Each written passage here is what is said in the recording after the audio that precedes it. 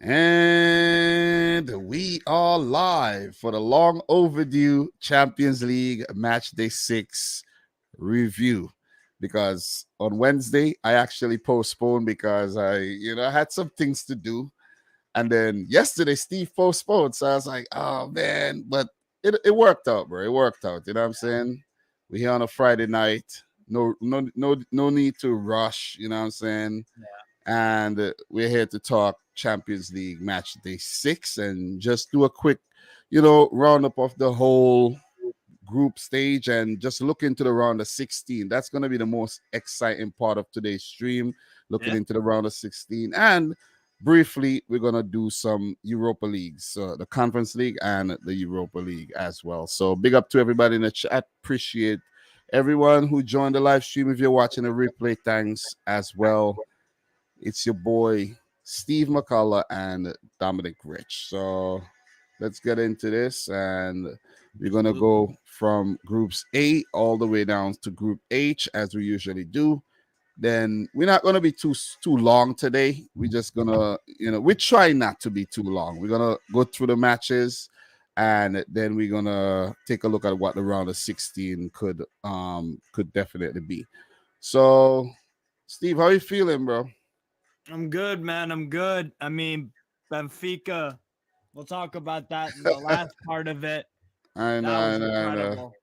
Absolutely incredible. I'm feeling great, man. I know. So, guys, anybody's watching, let us know how we sound because I haven't gone live in a while. So just let us know how the audio sounds. If Steve's coming through good, if I'm coming through good, let me know. All right. Or if we're coming through bad. What you said? Problem. Or if there's a problem. Yeah. Good, then let us know in the comments. Absolutely. Definitely. So let's start Group A, man. Let's start Group A. Napoli ends up topping the group. Liverpool second. Ajax third. And one of your teams, Rangers, dead last. And there's a stat that Rangers are the worst Champions League team ever. Yep. Ever in the group stages. The worst record ever. And that's wow. We would lose to Victoria Plzeň. Talking about Victoria Plzeň, right? Did you hear the commentator saying Plzeň? Yeah. No, he was saying Plzeň, and then he was like saying Plzeň. He was pronouncing it a different way. I don't know what's wrong with this guy, but anyways, man. Let's talk, man. Let's talk about the matches and just the overall outcome. I don't have my initial predictions. It would have been nice to have those, but I can't even remember them. But I have mine. Yeah, I don't have mine. It's somewhere upstairs, and I'm not going upstairs to get them right now. But I do think I predicted Liverpool to top the group, Napoli second, Ajax third, and Rangers last. And big up to everybody in the stream. Appreciate it among us. Jan, MW Choli, big up to you. Steve, these are my predictions for the game. And I predicted a Napoli win 3-1. And I predicted a 3-2 thriller between Rangers and Ajax. I got the Rangers Ajax game, correct in terms of the Ajax win. But Liverpool went on to beat Napoli, And you're not sharing your screen, so I can't share your predictions. Yeah. Hold on. Sorry. So you could pull your. Go. So this is for Steve. This is his predictions: 2-1 and 3-1. So we did do the same, and that was your booster.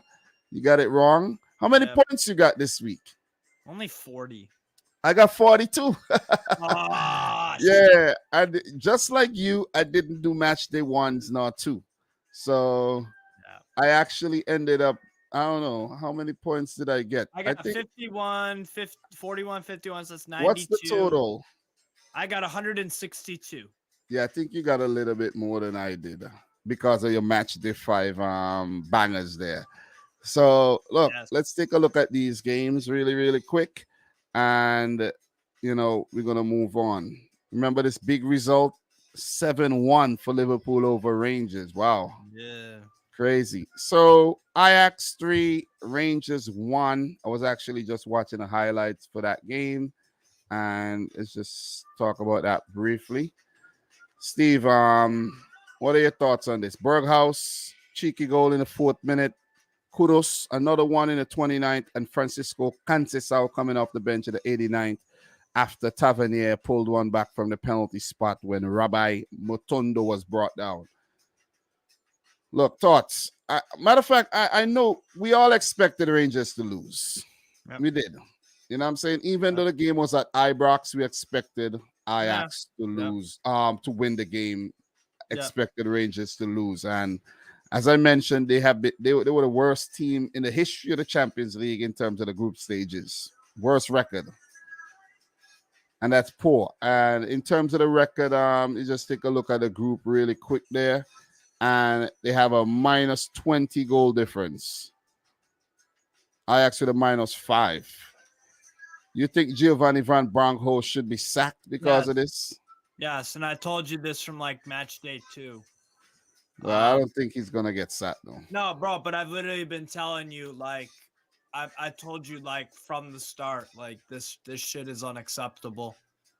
But ultimately, you know, he's a yes man for the board. He's not gonna get sacked, so I may as well just not complain. I may as well just sit back, and you know what? I canceled Rangers TV. They can go fuck themselves. I'm not giving my money to people if they don't fucking reinvest it in the fucking team. You could tell he's pissed, right, guys? You could tell he's pissed off, man. No, it's bullshit. They said that we didn't have money for transfers. Fuck you. You got money for qualifying for the Champions League. Where's the money, you pricks? You just got embarrassed. Well, both Scottish teams didn't do well in the Champions League, so but Celtic even did better. They played better. They performed better. Yeah, that is true. That is true. As for Ajax, man, do you still think Alfred Schroeder should get sacked or nah? Give him time, man. I think he will. Man. For what? For being at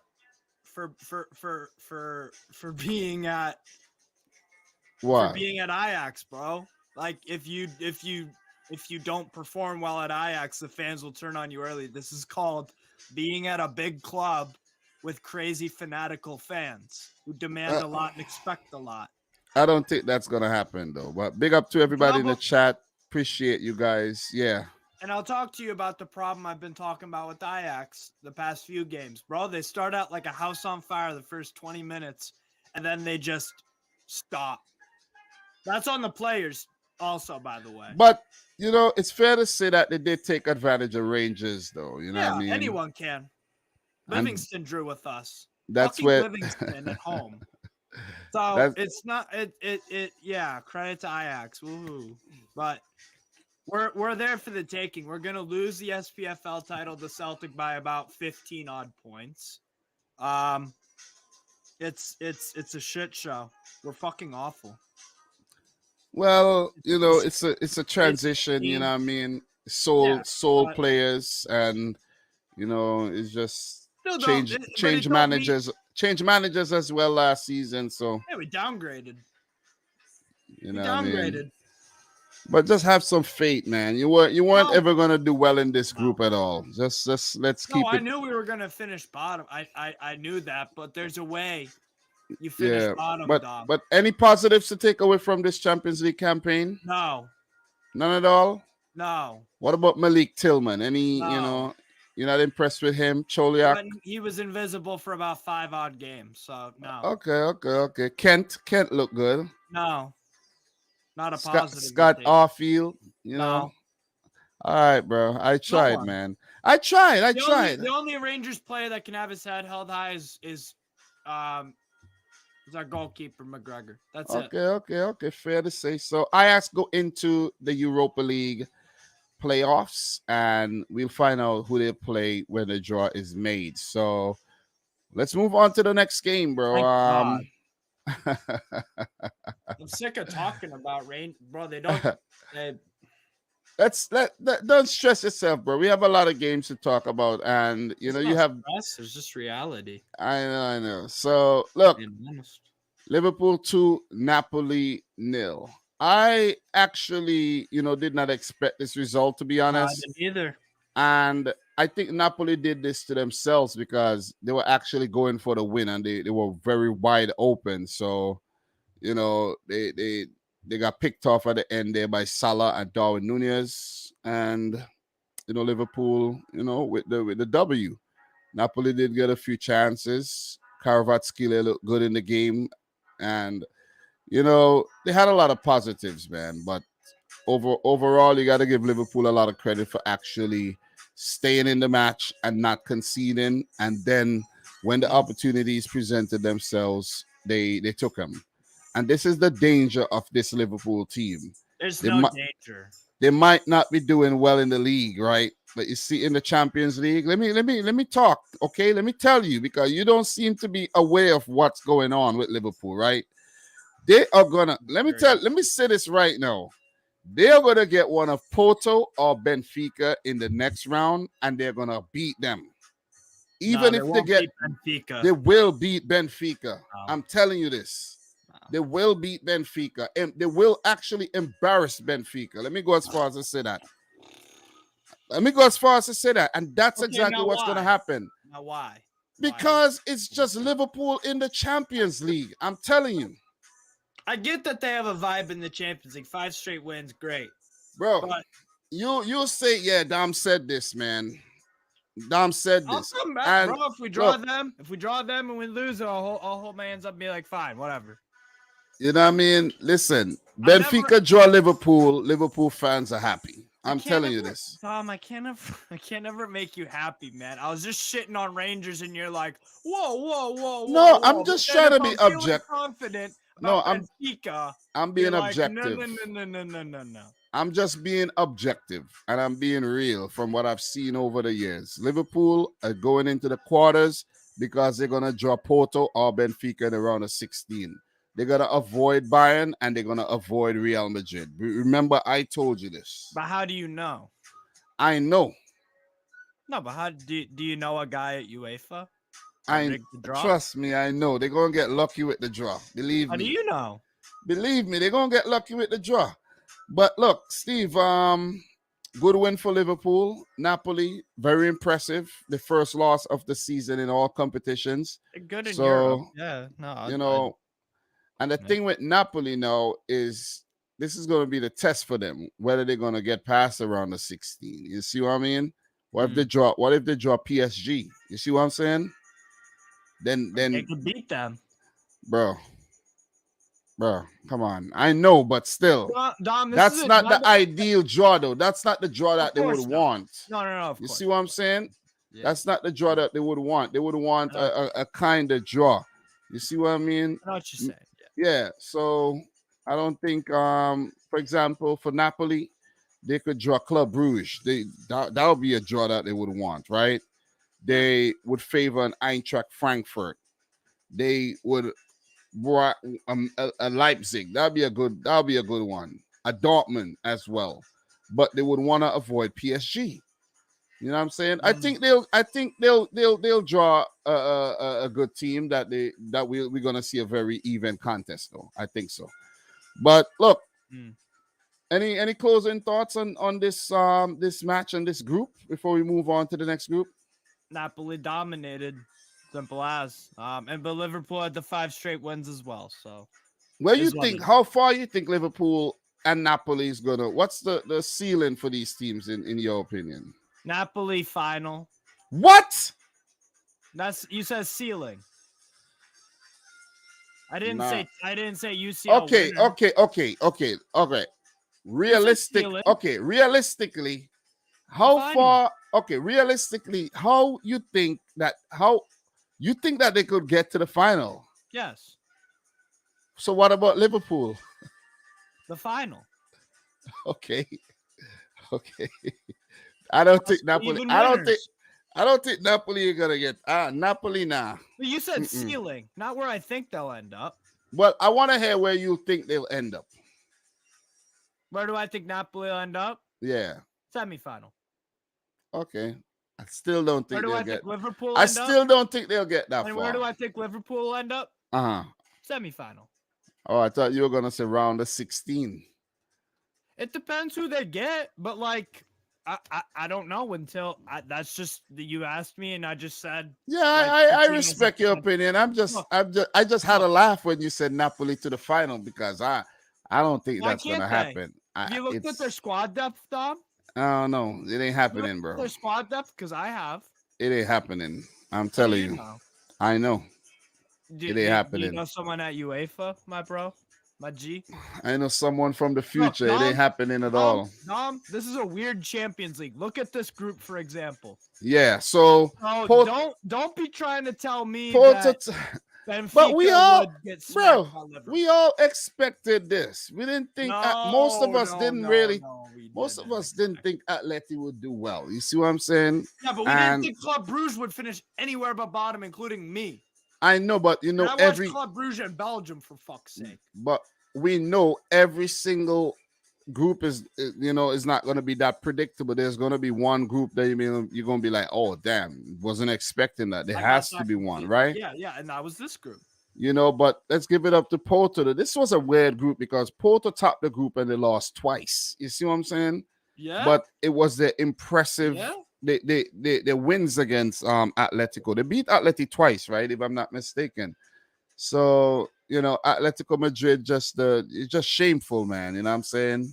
The performance in this group, no, it was once. Porto did get the revenge over Atleti. That was Atleti's only win of the group stages, by the way. So, and they lost to Leverkusen of all teams. You see what I'm saying? And they lost to Club Brugge. This was a horrible Champions League campaign for Atletico Madrid. And the crazy thing is, what was crazy is that in the previous game, when they had the penalty against Leverkusen and didn't score, and the rebound didn't go in either. Because if they had scored that, they would have got 2 more points, and they would have gone into the Europa League. Yeah. And if they had got something against Porto in that game, it could have been a whole different result.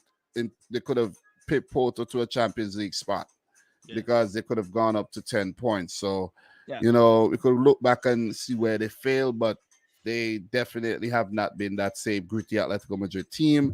And I actually ran across an article that they're gonna sell a few players. Like they want to sell financial help. Yeah, they want to sell João Felix. Though I think João Felix her career has been a waste at Atletico Madrid.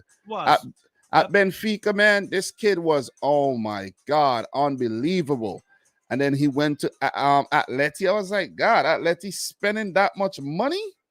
I was surprised they were dishing out that kind of money. But for that kind of player. No, I won't say for that type of player because I think João Felix, because of the hype. If you look back, right, you're a Benfica supporter. Yeah. If you look back at when he burst on the scene for Benfica, it was nuts. You see what I'm saying? He was doing a lot in the Champions League, right, and the 100%. League. So Europa League as well. When he went for that kind of money, I think it was like, okay, good. We see in the next big star, but maybe it should not have been. It went to the wrong team, man. Definitely went to the wrong team. And ultimately, that's what I mean by when I said I'm surprised they spent 100 million on that kind of player, Simeone. Like if they bought a center back for that kind of money, I get it because Simeone is a defensive guy. You know what I mean? If he bought a guy or a defensive midfielder, that was amazing. If they spent that kind of money, you could understand. On an attacking player. You know what I mean?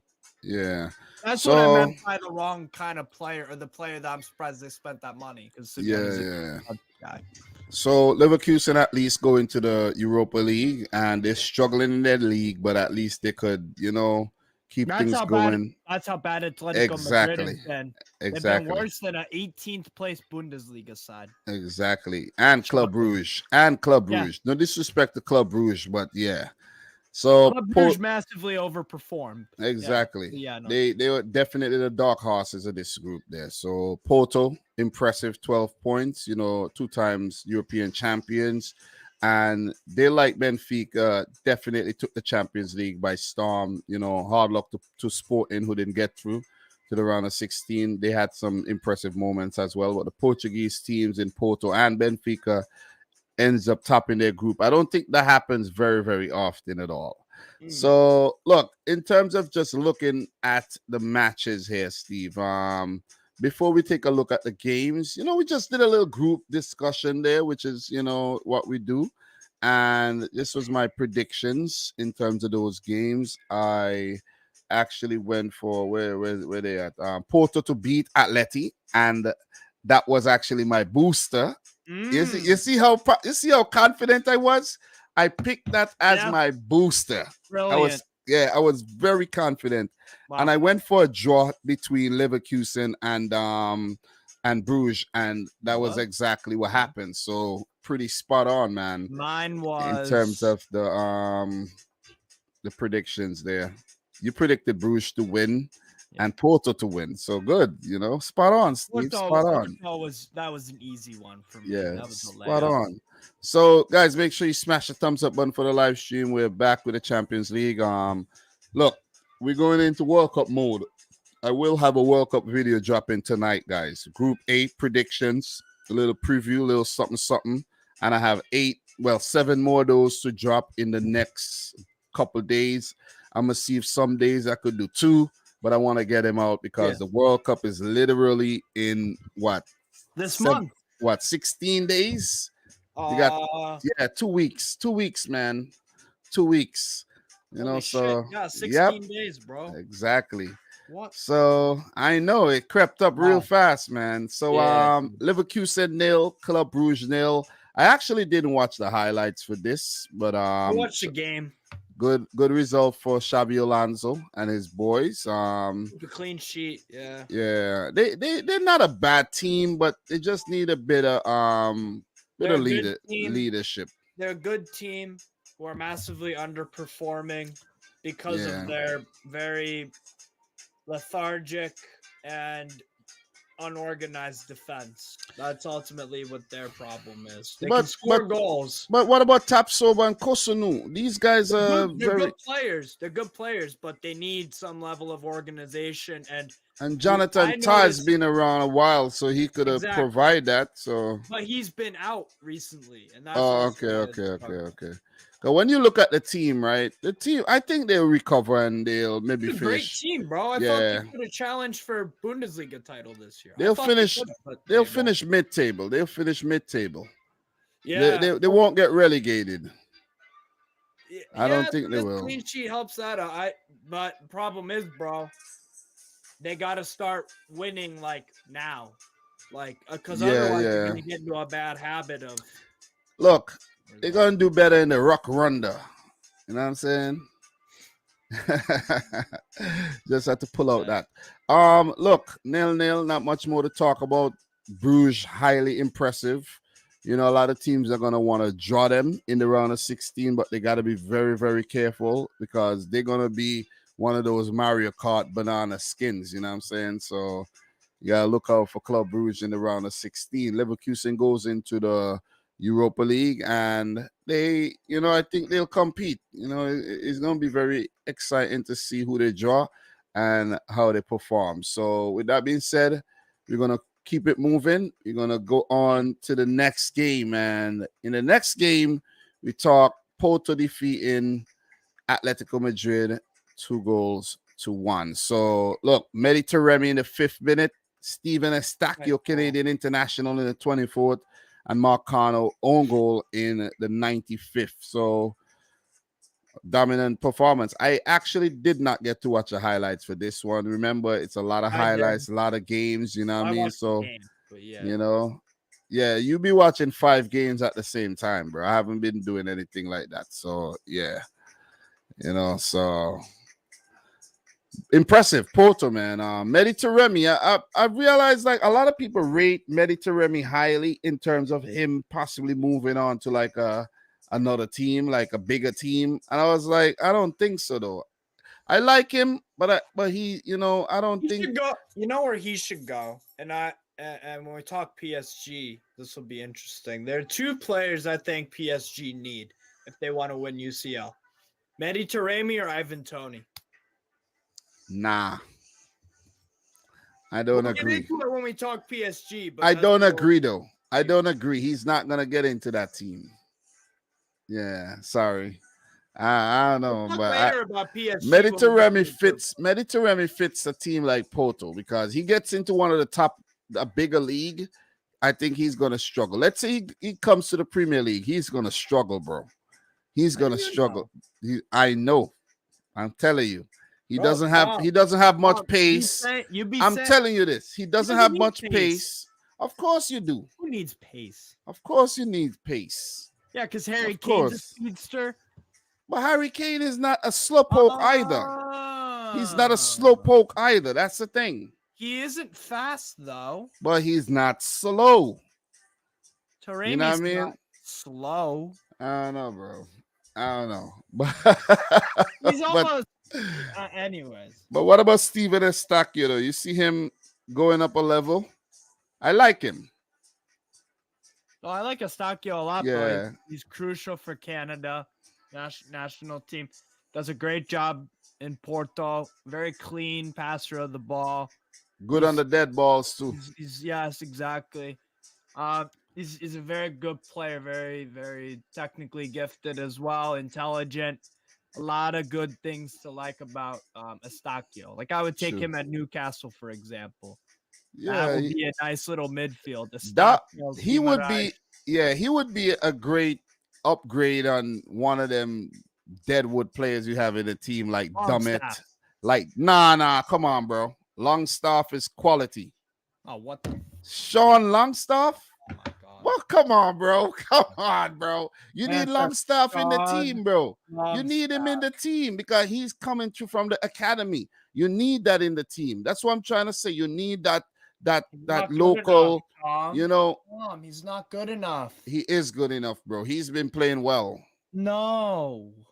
I don't know what games you be watching, bro. I'm watching every Newcastle game, bro. I watch a lot of, bro. Decision making is not good. I don't know. But he's still a young player, though. He got a lot to develop. He's 24. Nah, bro. You can't get rid of Longstaff. Get rid of Dummett and Emil Kraft and these guys. No, Emil Kraft was decent for us. How old is Emil Kraft? About 36? Come on, bro. I'll Google it. Come on, bro. You see what I'm saying? Emil Kraft is like almost a grandfather. When like Trippier me. was injured last year, he's 28, by the way. Who, Emil Kraft? Bro, when Trippier got injured last year, who slotted it and played well? Emil Kraft. No, Emil Kraft gotta go. I'm telling you this. Players who gotta go from, I know we're not talking Newcastle, but maybe next season in the Champions League we might be. Yeah, Emil Kraft gotta go. Matt Ritchie, Paul Dummett gotta go. Shit. Yes. You know what I'm saying? We're gonna talk Newcastle in another stream.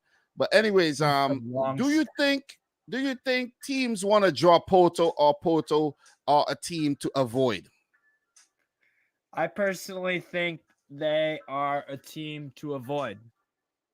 Personally, because you've got a very good team there. It's a good team. And you know the biggest and one of the huge reasons. By the way, Marcel, I agree. Lascelles get out, 100% agreed.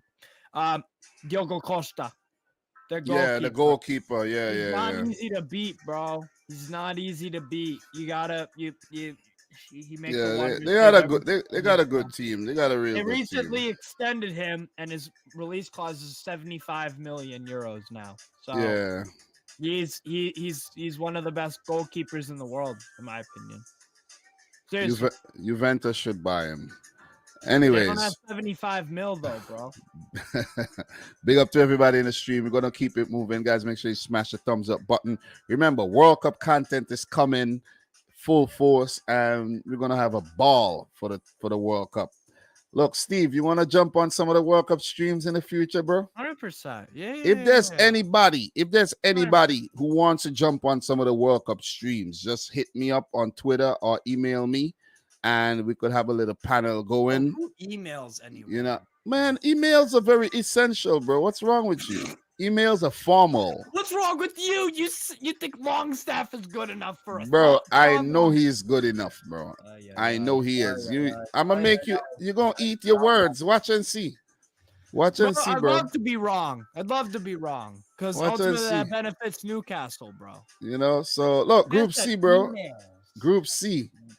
Bro, if you don't send no emails, that's you, bro. Your job, if you're applying for a job, they're not going to hit you up in your Twitter inbox and tell you hired. They're going to send you an email. So that's a formal way of somebody to say, hey, I'm interested in actually doing this, jumping on the World Cup things.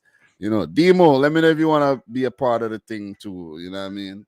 Marcel, King Huddle, Lego, You know, dude. everybody, you know, the guys with all the mouth in the comments, jump on and say something. Show your face. Show your ugly fucking faces. Because guess what? I got the balls to come on here and tell you if your team's shit or if they're good. I have my face to it. I could get clipped up. Y'all motherfuckers in the comments be sitting behind the keyboard. Show up or shut up. Exactly. Well said. So look, bro, Bayern Munich, another perfect season, bro. 6 games, 6 wins. Wow. Lovely, man. Lovely.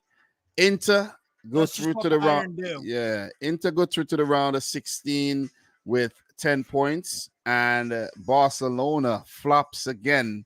Go down into the Europa League for yet another season. This is poor. And Plzeň, by the way, Victoria Plzeň. Yeah, we all predicted Barcelona not to make it through. And it's sad, man. It's sad how, you know, a heavyweight like Barcelona without Messi is actually nothing when you think about it. And, you know, I won't be surprised. If Messi goes back there next summer. Nope. It might not happen, but still, I won't be surprised if, bro, they need Messi right now for at least 2 more seasons before he retire. You know what that screams to me, though? That screams getting back with an ex. Bro, sometimes the thing was real sweet. You got to go back, bro. You know what I'm saying? You feel me? But other times, you're right. There's some scenarios where you should. Exactly. You shouldn't. Bro, sometimes, bro, it don't matter. The problem is, if Messi is a chick, the bitch is fucking 50 years old. Like, get someone young in. No, but Messi still got some time, so you can bring him in. But if she's 50 or 60, bro, move on. No, but still, he's not. So you could bring him back. But he's 50 or 60 in footballing terms. He's coming towards the end of his peak. Bro, he's not, bro. Messi's a unicorn. He could play for about 3 more seasons at a high level. Probably. Look at Cristiano Ronaldo. But that's what I'm saying. The 3 years, like that's short-termism for Barca. But it doesn't matter though. That's what they need. You see what I'm saying? That's what they need though. They need that inspiration, and they're lacking that right now. They're lacking it. Look at PK retiring. You see what I'm saying? Why do you think he's leaving? Because it's just like, God, there's no inspiration. He's like, fuck it, I'm shit. I'm done. Yeah, and there's no inspiration. You know what I mean? Next, you're gonna see Busquets go. Next, you know, they already wanted to ship off Jody Alba. You see what I'm saying? So, you know, I think Messi was their only hope, and he's crap. Yeah, all these guys, man. But anyways, look. Plzeň, man, they got trashed in the group. I thought they were gonna do at least a little better than that, but they really got beat up. So man, the group went how we basically thought it would go. Now some people were fooled by the Barcelona Fugazi summer transfer window. Yeah, it is a Fugazi transfer window, bro. But still, though, you know, even when me and you looked at it during the transfer things, we were like, bro, they got all these guys. They brought in like 4 dudes. Yeah, they didn't. You know what I'm saying? But people thought, bro, they've got like a whole new 11 now. They got Rafinha, they got Dembele, bro. They're gonna be cooking, bro. They're gonna get second place. And I know. And it's just like, bro, it's a Fugazi. I know. So look, transfer window. Steve, predictions, man. I went with Barcelona to beat Plzeň. They beat Plzeň, and I went with Bayern, of course, to beat Inter, and they beat Inter by 2 goals. So, and what about you? You went with a big win. Yeah, it was a big win, and you went with another I didn't one. see So Plzeň scoring 2 goals, so big up to yeah, them. That's but cool. they did. They did. Actually, it was like the goals were actually kind of meant something at the time because they're trying to come back. Yeah. So, like, they weren't like just dead rubber 90, 95-minute goals. Like, the Pilsen fans could It was. genuinely get Yeah, but excited about it was something. dead rubber because they would not have actually if they beat No, but I know, Barcelona. but like, still, you would if you're a Yeah. Pilsen fan and you beat Barca on the last day, even if you didn't. Yeah, it qualify, meant something. It meant something. yeah, The just like, oh, goals, we beat the Barca. goals That's actually meant like, something because the game was yeah, actually 3-2 at the time. So yeah, so yeah. look in the Pilsen put up game. a decent performance. Yeah, let's just They were decent. conclude that. So Alonso in the 6th, and then he had Big duck. Ferran Yeah. Torres in the 44th, Churi from the penalty spot in the 51st, Ferran Torres again, who did come off the bench though for injured. Somebody got injured early in the game. Who was that? That was it Rafinha who went off early? I think so. Yes. Yeah, I think so. I might be wrong. Somebody went off early. I could recall though, because no, Ferran Torres did start the game. Yeah, I got a little mixed up there because I didn't watch the match. I watched the highlights. But Torre, he's a new player. He actually scored his first goal for Barcelona there in the 75th minute. Yep. So Chori grabbed the brace. Pilsen put up a fight. Chori's a decent striker, bro. Yeah. Pilsen got some little decent players in their squad. Yeah. You know, I think a team like Pilsen, if they went down in the Europa League, they would have caused some problems. Possibly. Yeah, but Barcelona go into the Europa League, and I'm pretty positive that they're gonna get knocked out, maybe in the playoff round. Yeah. Or right after in the round of 16. I don't think he's good. It's not about Xavi, in my opinion. It's just that there's some good teams that's in the Europa League and that's going down in the Europa League right now. Yeah. So I don't think you'd say, oh, yeah, it's Europa League. You're going down from the Champions League. It's going to be easy. No, it's not. You see what I'm saying? It ain't. It ain't at all. So, look, we're going to keep it moving from this one. We're not going to spend super long on this group because, pretty straightforward business here. Bayern Munchen, one of the favorites to actually go on to win the competition. I'm not going to call it and say they're going to actually do it, but they're looking good, man. Perfect 18 points. Pavard with a nice header in the 32nd, and Choupo-Moting with what got to be the goal of the match day with a screamer in the 72nd minute. God damn. Eric Maxim Choupo-Moting. Bro, you can't tell me there is a team that would, honest to God, reject Choupo-Moting, because what he does is he's a pretty decent striker, and he doesn't cause any drama. He knows he's not first choice, but when he's called upon, he scores goals.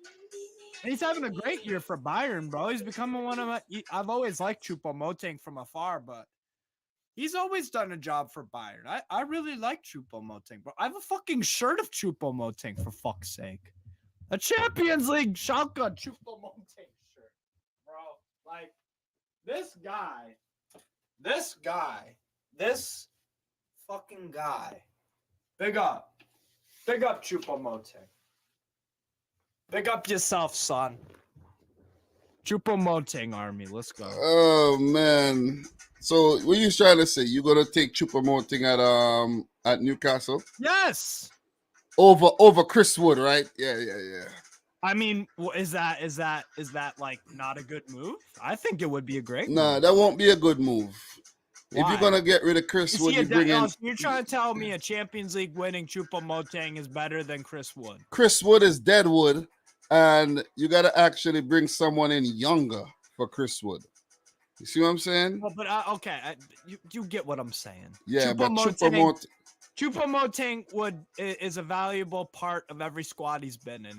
That's true. Not as a starter necessarily all the time, And like the Lego dude says, bro, the guy's got a killer agent. Went from I was fucking- just about to say Yeah. that though. I was about to say the only way he'll get to Newcastle is because of his agent. You see what I mean? Bro, you know what? I'd be happy with that, bro. I would get a Choupo-Moting shirt, bro. Seriously. I'm a big fan. Man. I am unironically a Choupo-Moting fan. Like, guy is Yes. phenomenal. So he did start the game. There was Sadio Mane involved, Gravenberg, Coleman, Kimmich, Sabitzer. Ooh. The squad is real deep, and you Yeah. know it's been impressive. So hopefully they're gonna have. Yeah, Dom. Hopefully for them they'll have Neuer back after the World Cup, so that they could because in my opinion I think they go into this round of 16 with Ulreich in goal. It's gonna be an Achilles heel for them, in my opinion. Yeah. Because it affects the way they play with the sweeper keeper Neuer. So, you know, star-studded team, and Bayern definitely no slowing down for them. And they do have the Bundesliga to focus on, getting past Union Berlin and Co. That's a round that's competing. Freiburg and these teams competing this season. So it's still another challenging season for Bayern Munich, though. But it's left to be seen. We're going to talk round of 16 soon, but let's keep it moving, though. Once again, listen, big up to everybody in the chat. Appreciate you guys for joining. Yet another live stream. You guys are the real deal. Make sure you like up the thing. All right, Now, Steve, Dom, we're going to say what you got to say. Talk to me. No, okay. Divock Origi or Choupo-Moting? Pick one. I'll go with Divock Origi. Okay, fair. Because he's younger, and I think 25. Divock Origi, you know, even though he's had injuries and things like that, I think he was used sparingly at Liverpool. Like, I think they should have actually held on to Divock Origi. 100% they should have. Exactly. You know what I mean? They never appreciated him as much as they should. Yep. Yeah. Exactly. You know what I mean? That's all. So I just want to ask you that real quick. Okay. So the group of life, bro. The group of life that was actually, it is the group of life, because you saw that graphic on the match day. Like, all the teams were actually 39. Yeah, all the 39th teams. minute, 45. It Exactly. was all over the place. All the teams it was like were a slot actually machine. Yeah, all the teams were leading the group at one point in time. Yeah. Which and was almost all of crazy. them were in third place at one point. Exactly. That was crazy though. And Spurs ended up topping the group. Dramatic circumstances, man. Pierre-Emile Højbjerg on the break. He had hit the post earlier, and then he came and hit the post again, but this time it went in, and that was dramatic stuff. Marseille actually, you know, it was a very poor approach by Marseille, because they weren't aware of what their situation was, because all they needed was a draw and they would have gone into the Europa League. They didn't know. They really didn't know the situation. They were going for the kill. They wanted to win the game, which is good, but now they're out of Europe completely. You see what I mean? They honestly, bro, I like their squad, and I watch Marseille a lot, so I can accurately comment on this. I know. Okay, you say you like their squad? I like their squad, but I do think they need some reinforcements in January if they want to solidify a second place. Right now, but they brought in I don't know, bro. They brought in a lot of reinforcements, bro. But they need more. That's the problem. They couldn't address all of it in one window, just like any club. Okay. So because going on in this match, it's a great game. Yeah, that was a really good header by Mbemba though. Oh, class! That was brilliant. The leap and the purchase he got on the header was bullet header. Yeah, definitely. Long lane the 54th, and Højbjerg with the winning goal. Set pieces. This was actually a derby though. This was actually a London derby though, and not London derby. Guendouzi, Nuno Tavares, Said Kolasinac, Alexis Sanchez. Yep, 4 former Arsenal players were actually in this team here. And Of look course, at that. Kolasinac had to miss the header. Of course, he Look had at that. Yep, this is crazy. 1-2. You had Renzo Nuno Mbemba used to Tavares. play for Newcastle when we were in the championship. Yeah, I remember him. Yeah, and Greg Bailly used to play for Man that's United. Man Well, he's on United. loan. Yeah. So And you Leo know what I mean? Valerdi, now Premier League connection. Oh, Veretout used to play for Aston Villa. Yeah. So look at Did you that, know man. that? Slightly, vaguely, When they got relegated in 15-16, I think. vaguely. Vaguely. You know what I mean? We had Under was at Leicester. Yes. You know, Issa Kabore is a Man City player. Oh, he's Payet wasn't even involved. He was a West Ham player. Which was weird. Yeah, exactly. Igor Tudor fucked up that. Where's this guy from? This guy's from Madagascar or something, right? What kind of name is this? Damn. Nabaka Tuwankambu. Wow. Where's he from? He is from, I believe, Senegal. Right. Click on it. Senegal. We're gonna find out, Senegal? bro. Damn, it doesn't. He's France. He's French. Okay. But I think he might have been born. Damn, what a name. Or maybe Cameroon. Yeah, Nagapanda Waka. Nagapatam Bua. I said it the first time right. What a name, man. But look, man, listen, it was a good game, though. You can't even shorten his name, otherwise it's a racial insult. It's like, yeah, it was a good game, and Spurs, they were very Spursy. And they came out almost. They came out on top though, which was quite impressive. They played like shit. They played like shit though. But did look, what they had to do to advance, but look, you know why I think Spurs came through? Look at who's their manager. You see what I'm saying? Look at who they have in the team. These are players who, quality. I think they had more of a calmness to their team than Marseille. Marseille were a bit more chaotic. I think Marseille, frantic because they wanted to win. Yeah, exactly. Yeah. Marseille had a lot of chances. They were really good on the day, I think, right? But they just they just didn't. In the French context, they didn't finish. French team succeeding. They didn't fit. Yeah, I don't know. What's your French team? Strasbourg? Yeah, but I like when the French teams do well. Okay. Just like how English people, some of them want the English to do well because the coefficient. But I don't know. Some people, I don't think some English don't like when other English teams do well at all. It doesn't matter, you know.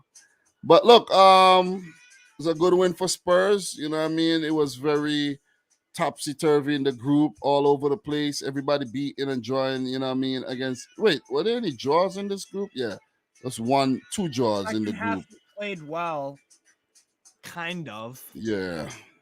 They did well enough in the first half. They did well enough to get back in the game, half, man. You couldn't string any passes together. You couldn't clear it out of your own box. You couldn't pass your own halfway line.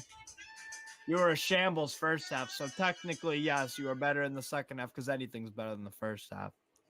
I know who you're gonna talk about in this for this game. Go ahead. Talk. Randall, Kolo, Muani. I told you it'd be a good signing for them, didn't I? Yeah, I think you spoke highly of the player. You know, but in this game, Sporting scored first. Arthur Gomez. Arthur Gomez is like it's like a stunt double of Mateus Nunes, who left Sporting and went to Wolves. These two players look alike. I don't know what it is, but they look alike. Arthur Gomez and Mateus Nunes. But come out from the penalty spot. Good penalty from the Japanese. And Kolo Muani, man, he's done really well for Frankfurt since he joined. I think he joined on a free, right? Where he came from? PSG? Kolo Muani, FC Nantes. Oh, Nantes. Oh, okay. Yeah, so won the Coupe de France last year with Nantes. Yes. Yeah, so very impressive player, man. Good goal. Oh, he's a good finisher, physical, mobile, gets into the correct positions. He can score with his head, both feet, athletic. Like, that guy's the real deal. He's a very good striker. And Frankfurt, bro, they're killing it with these signings. They Yeah. are. They're But really killing it. And listen. actually, Mm. one more thing about Frankfurt. They're about to announce it.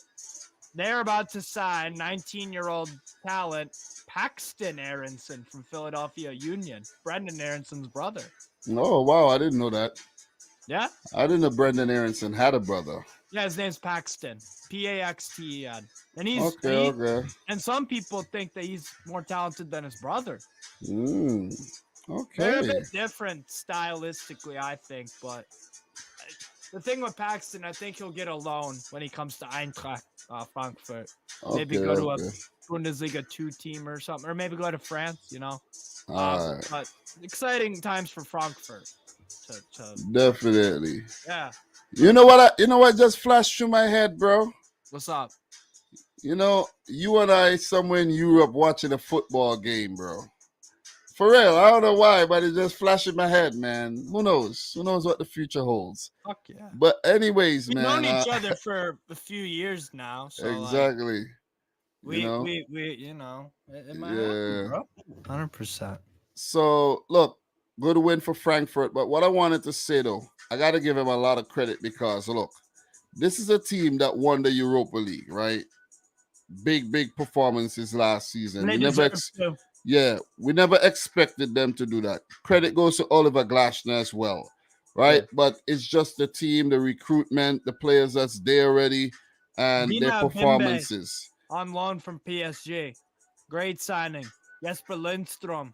But I think the player, the inspiration for this team when everyone, Kamada.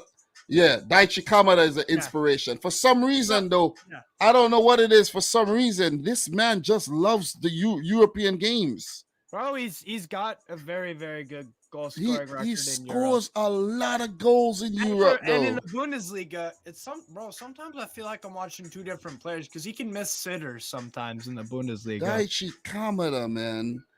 But yeah, love when they have so good in the Bundesliga. I get what you're saying. Yeah, I love when these Japanese players do well though. There was a lot of them in the there was a lot of them in the Champions League this season too, on Celtic, you know what I mean? Comes to mind there too. So look, Steve, Eintracht Frankfurt, as I mentioned, won the Europa League.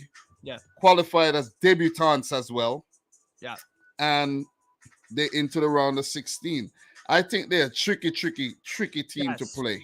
Especially at home. And they could be one of the teams, one of the dark horses of the tournament too. I think their ceiling is a semifinal because they love a run in Europe. But Steve, remember, they're very, very good at home. Not every team's gonna make it to the semis. Bro. I know, but I'm just saying. I know. Like I don't know if Porto's ceiling is semifinal. Mm-hmm. I'd say quarterfinal for them. But you think Brugge's ceiling is probably quarter, maybe quarter.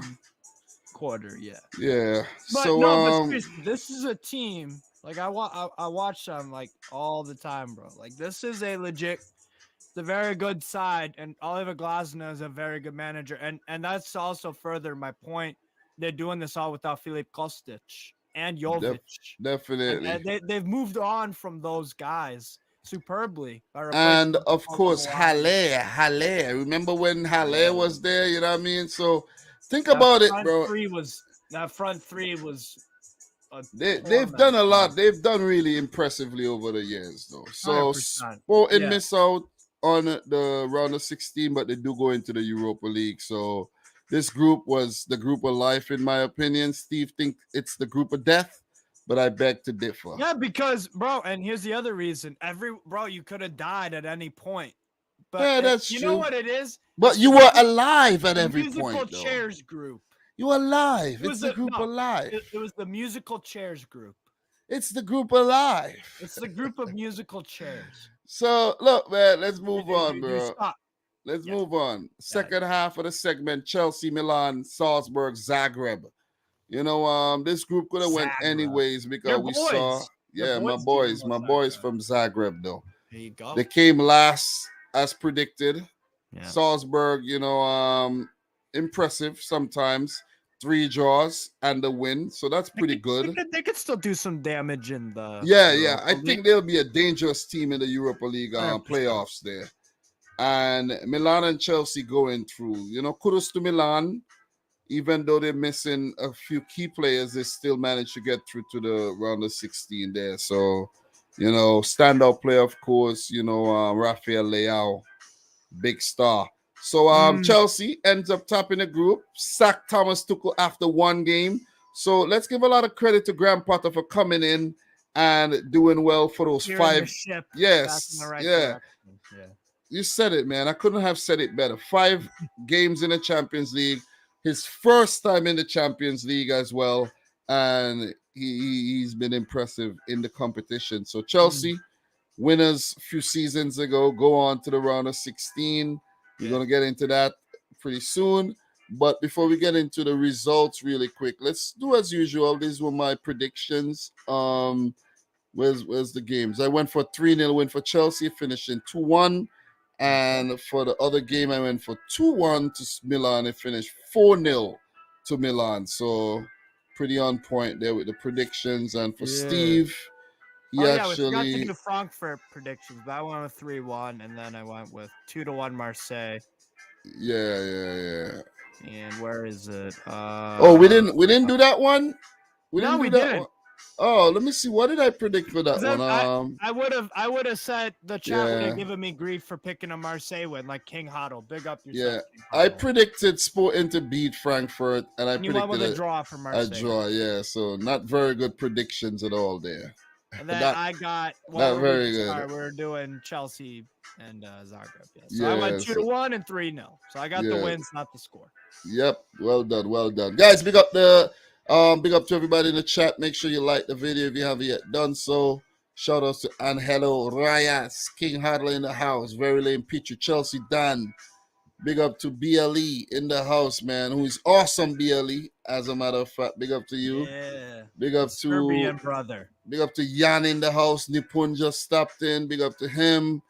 Who else? But I got 26 people watching. Yeah. Big up to Marcel, man. Big up to Marcel. Don't worry, Steve, man. When the World Cup content come around, you're gonna see the numbers are gonna, people kind of like the thing. The thing is, right? Let me tell you why you don't really see a lot of people in the streams anymore. Because if right after the matches are finished, I do the streams. Like, okay, Champions League is done. I'm streaming. Everybody's high in adrenaline. Yeah, people are gonna come through. People excited about the wins. Yeah. But I'm not. I've done that. I've been there, done that. I don't have that kind of time anymore. You see what I'm saying? Yeah. I have to do things on my own terms right about now because I've paid my dues. I've done my thing. I've put in the work. Yeah. Blood, sweat, and tears. Now it's my time to chill. You feel me? You leave that for the newbies. Yeah. Big up to Kevlon. Big up to MW Choli, man. Appreciate you still, in the chat.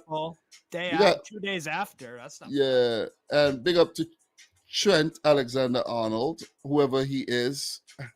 But yeah, Steve, let's just go back and finish off this group E.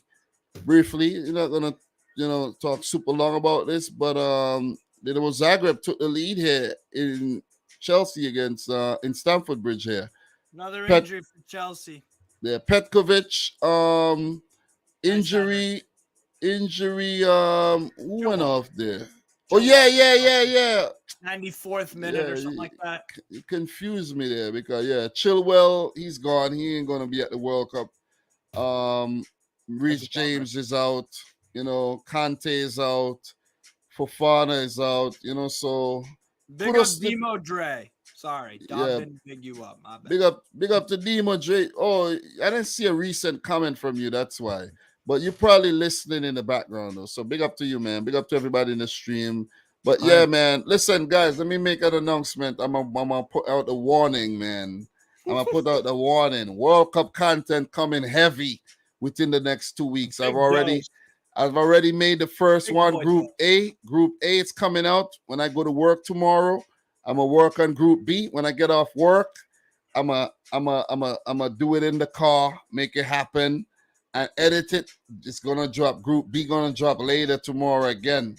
You know what I'm saying? So I'm gonna get the content out just in time for the World Cup buzz. But I think the fact that the Champions League and the leagues are going very like 1 week before the World Cup, it's kind of sucking up a lot of the hype, though.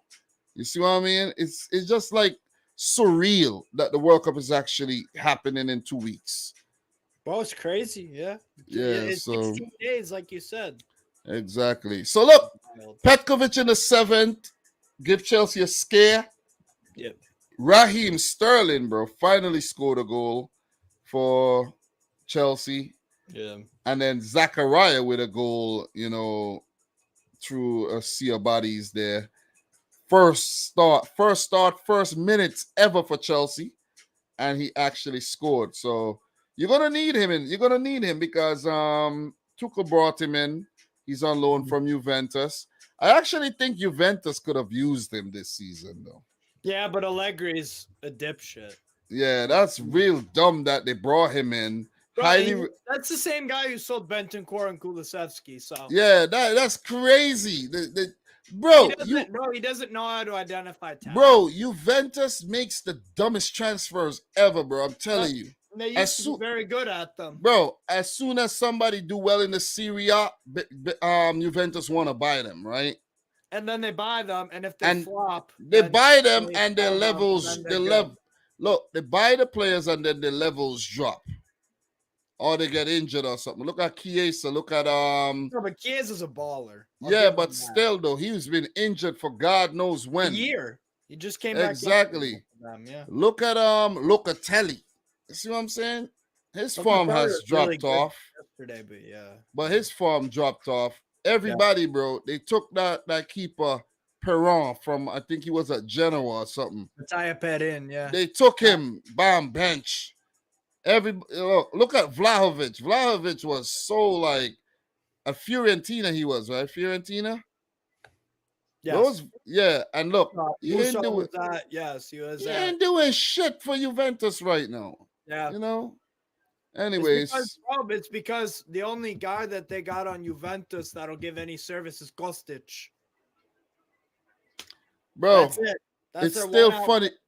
It's still funny to me that Juventus actually sold João Cancelo and took Danilo. It's still funny. Still very funny. I like Danilo. He was a bit part player, could do a job. But Cancelo? God damn. Cancelo is actually like 3 times better than Danilo. But anyways, I digress though. Kudos to Chelsea for picking up the win. I expected them to beat Dinamo. Dinamo are not good on the road whatsoever. But they tried. They put out some good performances this season. Some memorable, goals. They managed to pick up 4 points. Beating Chelsea was a highlight of one of the highlights of the Champions League group stages as well. And they managed to score at Stamford Bridge. So, look, they got some ballers in the team. Big up to Mislav Orsic, Robert Lubicic comes to mind as well. Bruno Petkovic, very, very pulls out the spectacular very often. And notable mention, Captain Ariana Demi has been around for God knows when. Yeah. They got an all right team, but not at the Champions League. Yeah, I think if they were in the Conference League or let's say the Europa League, they could do some damage. Yeah, and Europa League, I think they'll do okay in. But the Champions League is above their league, in my opinion. So for the other game, it was a rout. It was indeed a rout.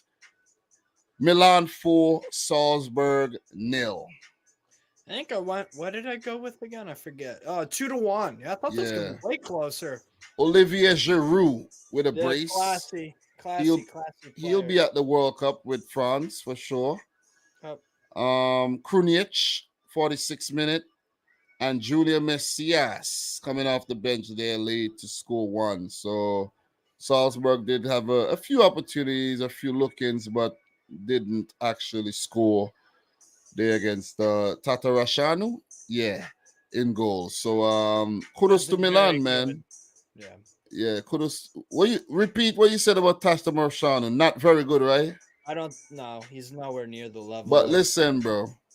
Rafael Leao, bro. Oh my Is God, fucking amazing. bro. Oh man. Very good player. Listen. Welcome to I've been watching him Manchester. for years, bro. I've been watching him for years. Such Welcome to Manchester City. I thought he's going Chelsea. Welcome to City, bro. We're buying. Okay. I thought you were buying Kvaratskhelia. All right. These are the players we're gonna buy next season. Within the next year, right? This hear me out. Bernardo Silva is gonna leave. Right? He's gonna go to Barcelona. We're gonna get a fat check for him. He wanna go. We're gonna let him go. 90 million. Oh, Barca gonna have the money though. Yeah, they're gonna find it though. Don't worry yourself. Listen, crackheads find money to buy crack, right? Exactly. So Crackheads don't have financial fair play though. Bro, don't worry. They're gonna find the money, bro. They're gonna sell somebody. They're gonna find the money. Look, Bernardo's leaving. Who else could I see actually leaving the club? Mahrez. Walker? Mahrez is leaving. Walker? Yeah, Kyle Walker is leaving too. I think Kyle Walker might do one more year or leave. That kid, Rico Lewis, is actually Kyle Walker's regen. He looks like Kyle Walker. If you really look at him. Rico Lewis is a good player. Rico Lewis is a baller. And we're going to talk about him soon, though. Yes. But look, Man City should bring in one of these players. Maybe not all three. Well, Kvaratskhelia. Okay. Kvaratskhelia, Mikhailo Mudryk, or Rafael Leao. I thought you were going to say Oyarzabal at Real Sociedad. Hell no. Winger. Nah. Mikel Oyarzabal? Nah. You guys could have him. He's been linked to a move to City for a while, never materialized. So, but I think Mudryk would be a great signing, bro. You know, we need a Ukrainian in the team after Zinchenko left.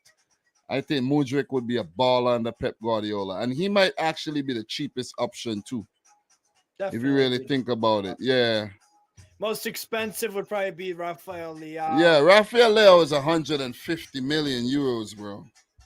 Something like and that, yeah. Napoli's gonna want about 60. Nah, not 100. I think they want about.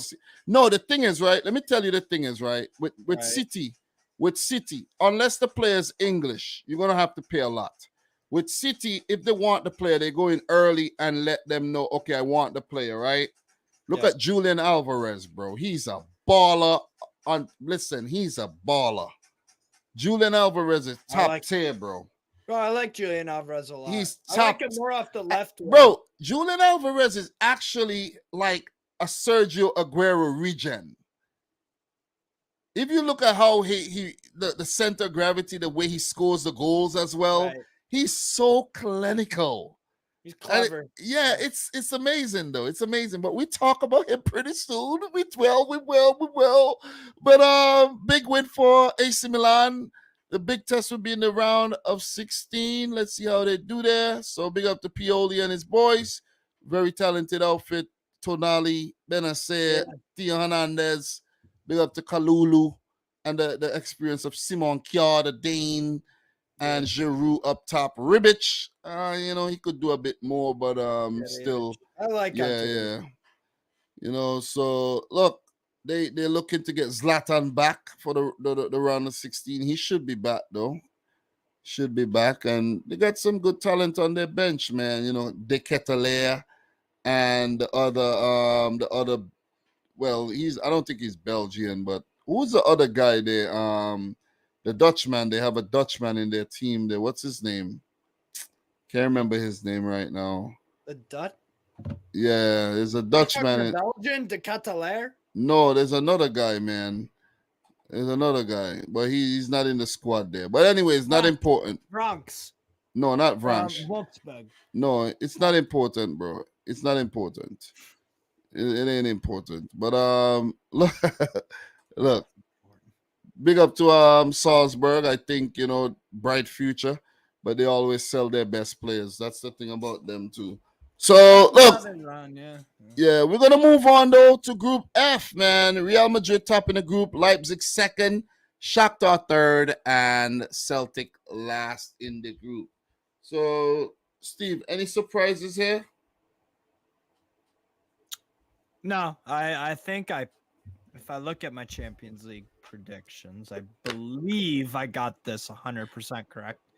I definitely know I said Real Madrid top. I think I went with RB Leipzig second as well. Let me look, bro. Yeah, But so I think I wasn't surprised to see Shakhtar Donetsk get third.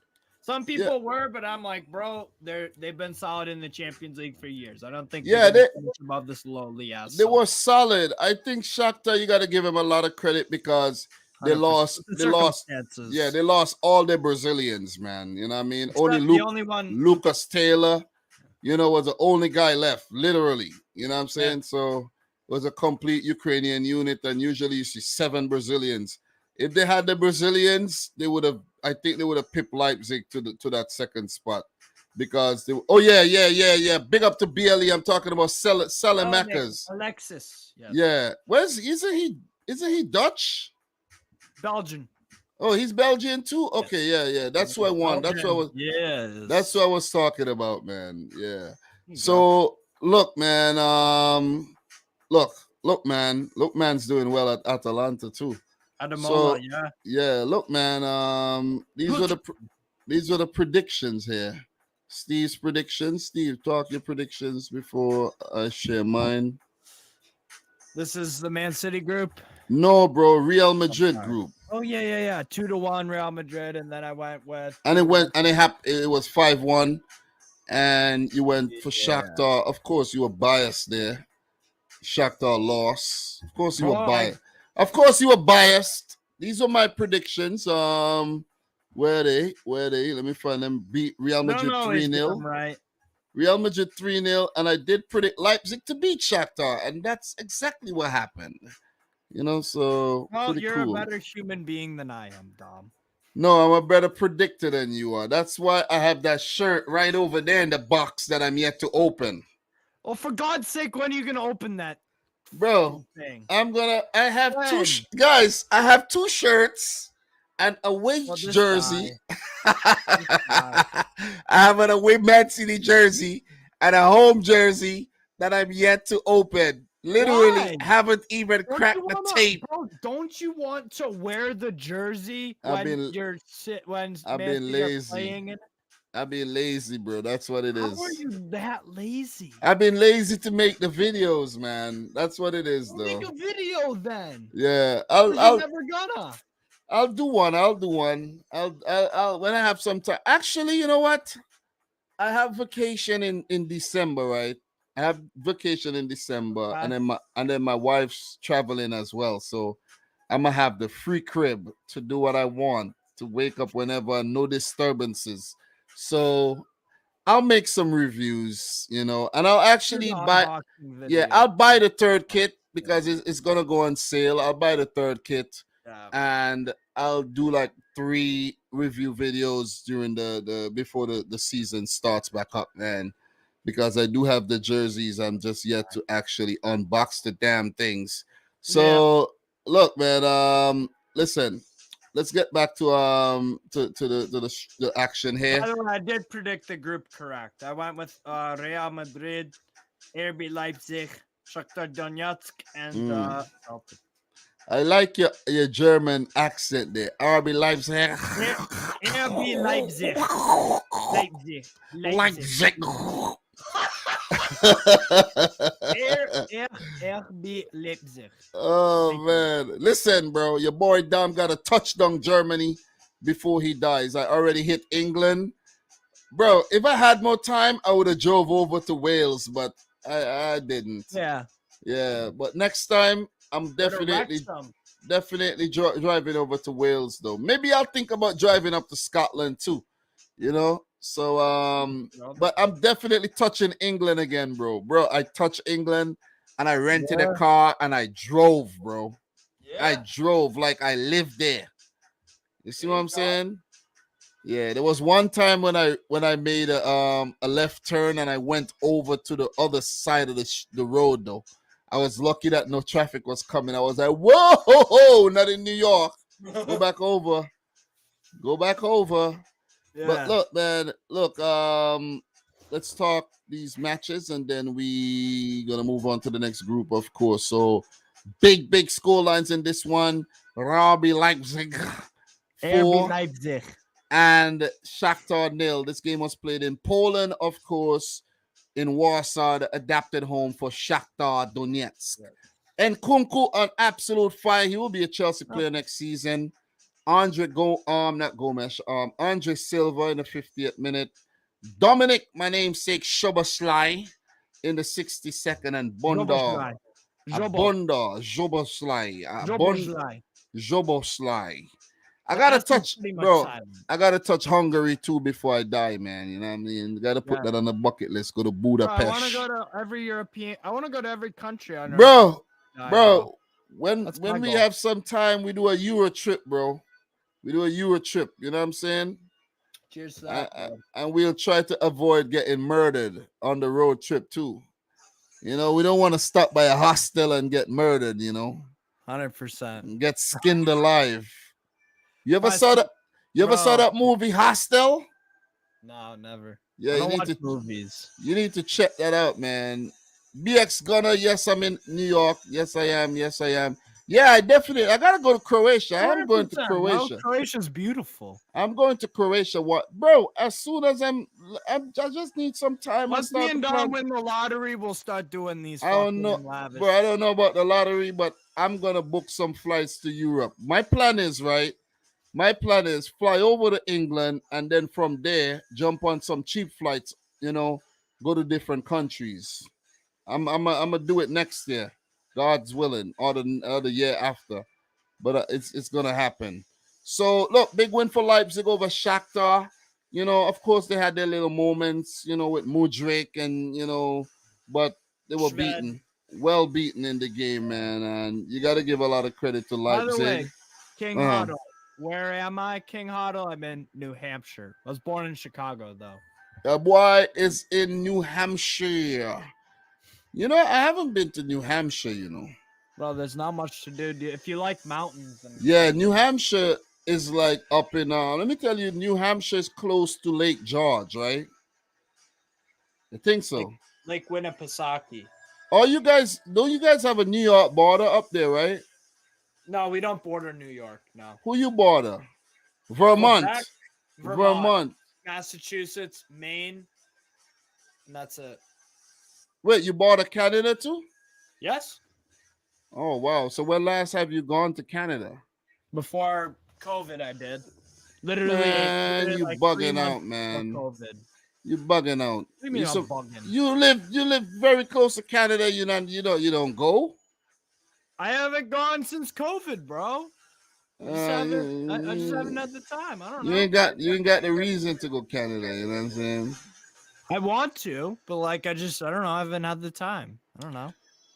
Anyways, bro. I don't like traveling. I don't like traveling that much. I want to, but I like watching, bro. I like on the weekends just chilling, watching football. That's what I like doing. I see. So look, big news, bro. Timo Werner out. Yes, fractured his, ruptured his ACL or ligament, Achilles, something like that.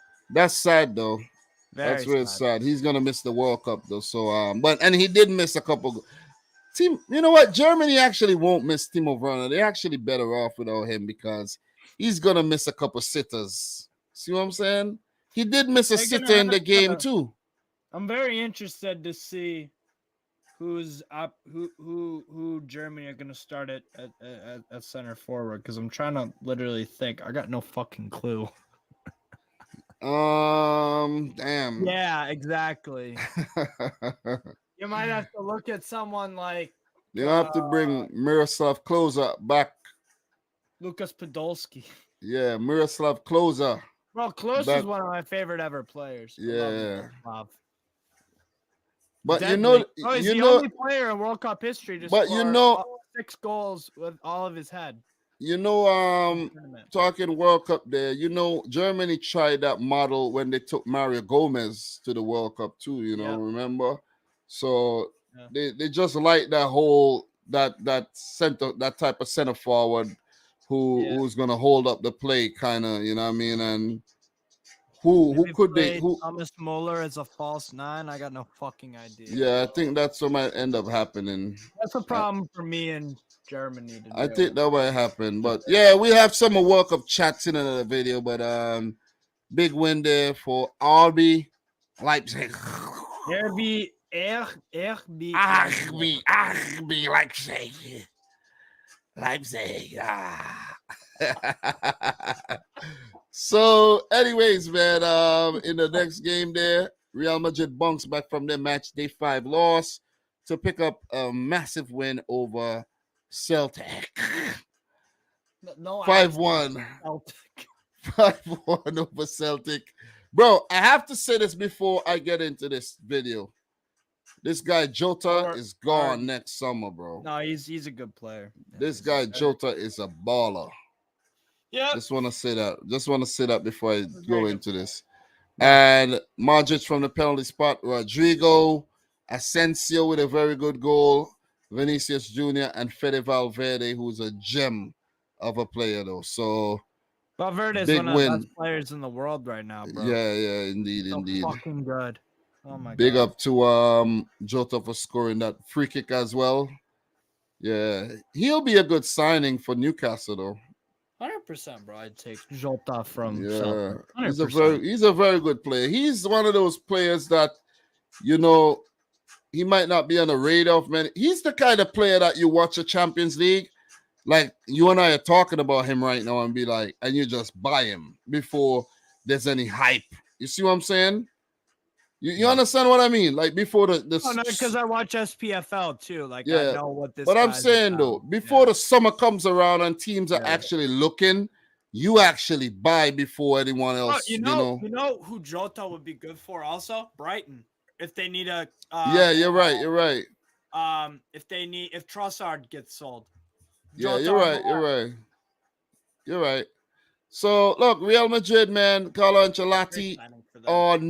He's now the most winningest manager in the Champions League, surpassing the best manager in the world, by the way. Surpassing Sir Alex Ferguson. I don't know about that, but still the best manager in the world. Big up the former City man Joe Hart, who was in goal for Celtic. You know what I mean? Big up to the Asian posse of Maeda, Hatate, Furuhashi, Aaron Moy as well. I hate giving that fucking team any credit. You know, Haksabanovic, all these players, man. This guy Alejandro Bernabé is a very good little player as well, you know. So look out for him. James Forrest. Didn't this James Forrest guy score a hat trick in the Champions League one couple years ago? Yeah, something crazy. But look, man, big question for you. Do you think Real Madrid are gonna defend their title? Yes. You think they're gonna win? Yes. So you don't think Man City are gonna win the title, the Champions League this season? Okay, I hear you, bro. I hear you. Okay, no problem.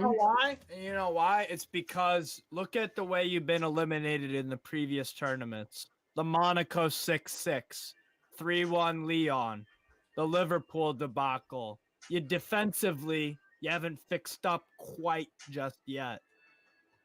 Sure. There's no doubt in your goal-scoring prowess. I want to hear what you say when we lift the Champions League. I'll say I was wrong. Okay, thank you very much. I was wrong. Anyways. Until then.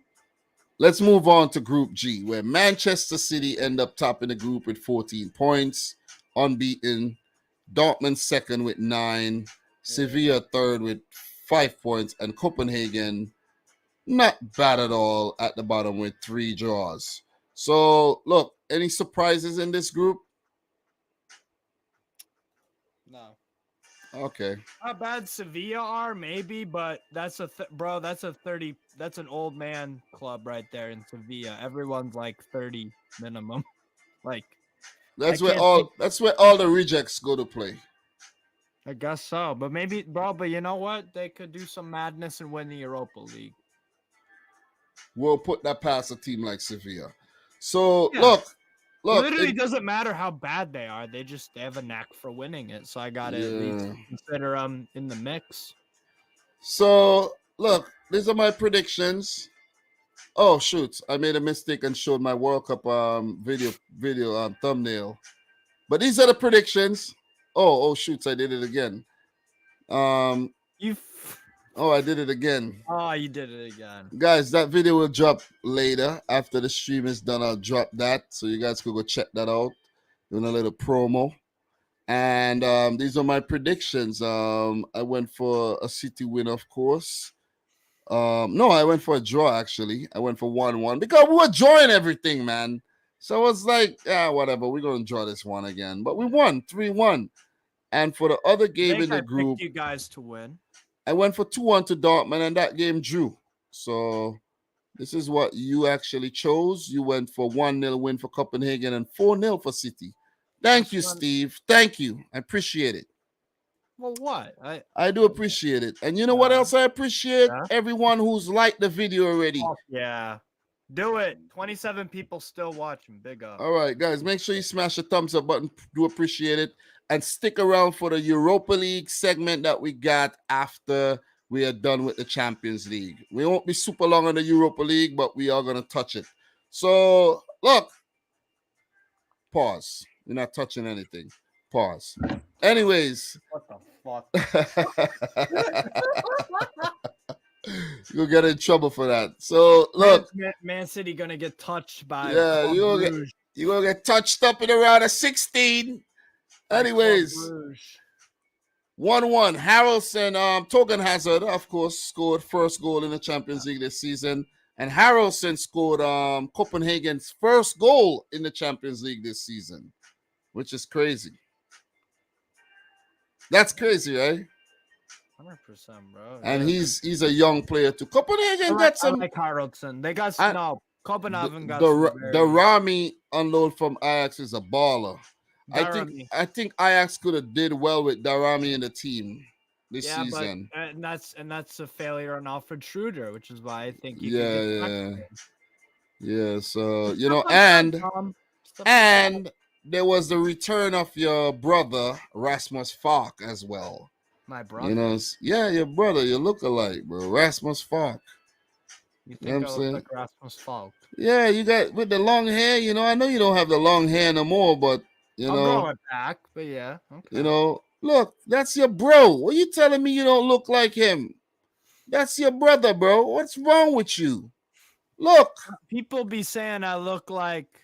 That's your bro. That's a big brother right there. That is you right there. The hair, the same face, same nose.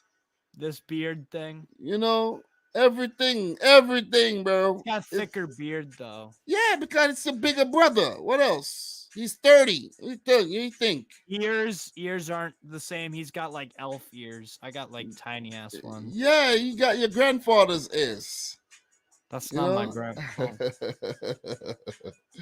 Oh man, but yeah, like Rasmus Falk. I thought he was a bit younger than that, about 23, but he's 30. So look, good draw for Copenhagen, saving face there. Dortmund actually, they could not have topped the group anymore, so they did rotate their team big time. They even changed a goalkeeper at halftime, so that's how much they rotated. Modeste got a start as well there, so not much really to talk about here. But one thing we know that Dortmund are gonna disappoint. That's one thing that's guaranteed. They're gonna disappoint in the Bundesliga and they're gonna disappoint in the round of 16.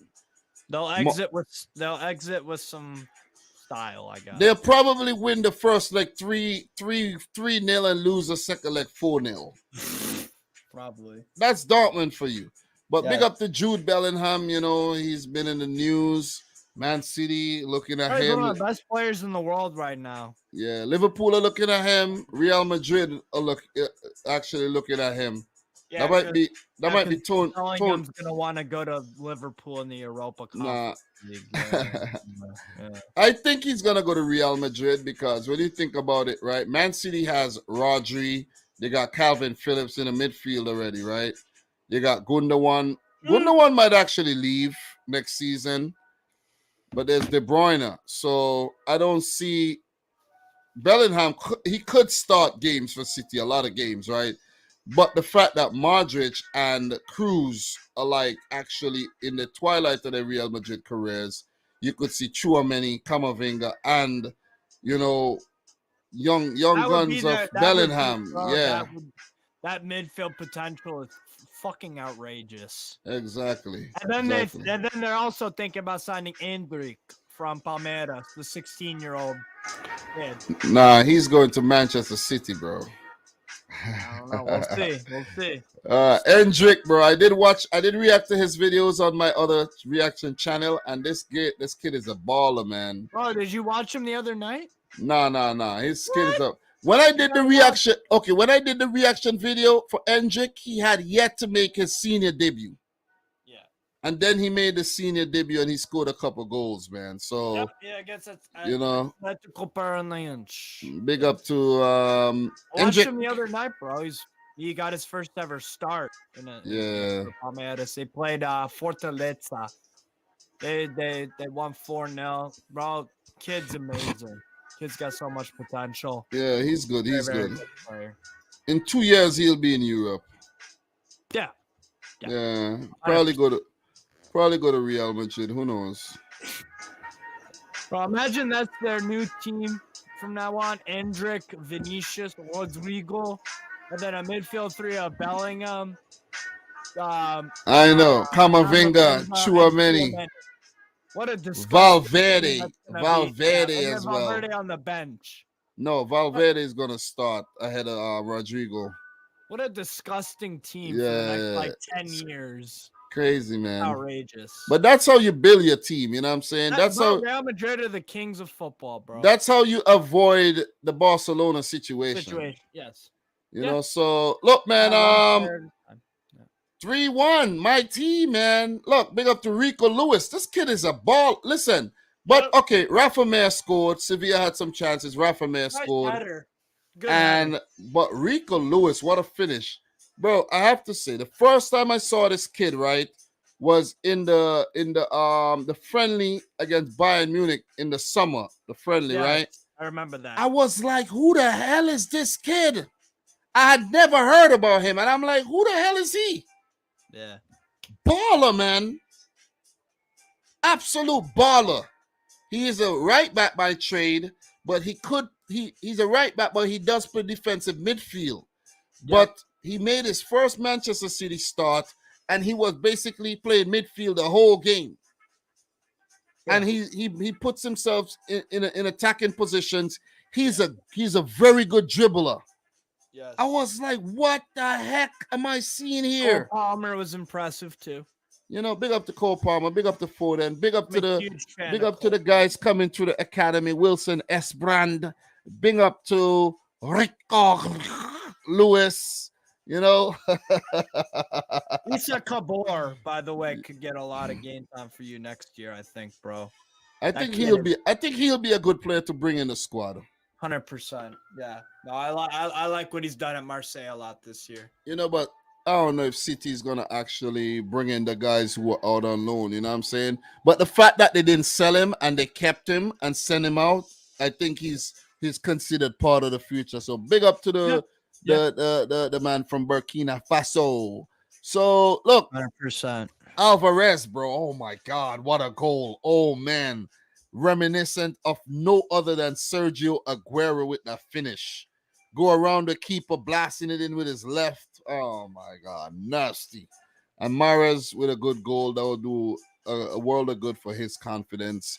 Impressive 3-1 win for Manchester City. Yeah. I have to say, just take a quick look at the lineups there, and they had a nice light show going on there. The Etihad, pretty cool. You had Grealish, Alvarez, Mahrez starting, Foden, Gundogan, Palmer, Sergio Gomez, left back, Laporte, Diaz, and Rico Lewis with Ortega in goal. So the fact that we had already topped the group, we could have afforded to rest a lot of players, you know. Karim Rekic was a former Man City player as well. Big up to him. Big up to Fernando, former Man City player, injured, currently at Sevilla. Big up to Jesus Navas as well on the bench. Definitely. Just the Man City, what's City it called? Man. what's it called when you go to your high school? Homecoming. No, when you go to your high school. Alumni. There's a different it's homecoming. high school reunion. Yeah, reunion. The Yeah, City reunion. Man City versus Sevilla. Yeah, basically. A reunion. Fucking all these guys that used to play for Man basically, City. Yep. And they had a couple former Man United guys there. Januzaj and Tellez, of course. And there's another one I spotted somewhere. You know, who else I spotted? I spotted somebody else. But anyways, not that important. But look, Steve, man, how impressed are you with Man City this season? Are you very impressed or just a little bit impressed? Impressed. Like you're meeting your standards, in my opinion. Do you think you have a problem when you don't play without Haaland? Be honest. Nah, bro. No Haaland. No Haaland. No problem, man. I don't think so? No Haaland. No problem, man. Do you like Alvarez as a false nine? Or do you like him off the left? Because that's where he played the majority at River. I just like Alvarez, man. Alvarez is a baller, man. You know what I'm saying? Ragamuffin. You're really trying, bro. You're trying to do the Jamaican accent. Jar Rastafari. I'm not trying to do the Jamaican accent. I'm from St. Vincent. I can speak like I'm from Jamaica if I want to. Wait, so what? Wait, so you're telling me this whole time you've been faking your accent to be? No, my accent is from St. Vincent, you know. But Wait, so what do you sound like in your St. Vincent accent? You want to maybe sound like when we talk like I'm from St. Vincent? Yeah. Just like that. Close to Jamaican. You know what I'm saying? Close, okay. Yeah, but very close to Jamaican. But it's weird though. It's weird talking like that. You know, so I just rather speak properly. I rather speak properly and then the accent's gonna come out. But I speak properly most of the time. You see? I hardly ever go into the whole dialect, you know what I'm saying? Hardly. Because if I do, you won't you for one wouldn't understand. You would be like, huh? What are you saying? But anyways, man, listen. Love my team. I got the jerseys in the boxes still, not open. Thanks for Steve for buying me the away kit. I buy him a shirt and he doesn't appreciate after he lost the prediction show in the build up to the Champions League group stage. And we're gonna do it again next year, right? We're gonna do it again next year. It's gonna come back pretty soon. By the time you blink, Champions League qualifiers are back. You know, so we're gonna do that. Maybe Newcastle will be in there. Yeah, maybe just maybe. Hopefully, I would love if you guys make the Champions League. 100%, bro. I would love it. I would love it. But look, Pep Guardiola definitely a relief, man. After going behind, coming back to win the game 3-1. Man City going to the round of 16 and looking to get a nice, kind draw, hopefully against Club Brugge, and for us to make a deep run and hopefully go on to win the whole damn thing. Yeah, exactly. Okay, so we're at the last group. We've done well. And amazing Benfica. I gotta give Benfica a lot of credit, man. You know what I'm saying? Listen, me have to give Benfica a whole lot of credit, man, because listen, I really expect Benfica to come out and top the group like they did. And Benfica top the group. Bum-ass PSG came in second. Juventus, embarrassing Juventus, came in third in the group with 1 win against Haifa. 1 win and 5 losses. Not even a draw. This is absolutely poor. You see what I'm saying? Very, very poor. And Allegri still not gonna get the sack. Yeah, because he's buddies with Agnelli. But I don't think he should get the sack though. Because remember, there's been a merry-go-round of managers, right? Think about it, right? Merry-go-round of managers. If you sack him now, who are you gonna bring in? Who are you gonna? Anyone but Allegri. Nah. Anyone. My mother could attack. Set up an attack. He'd be like, "Let's go, guys! Come on, attack! Fucking anyone over Allegri. Come on." But listen, man. Listen, they've been poor. That's Juventus. they claim to be a fucking, they claim to be big boys and all that.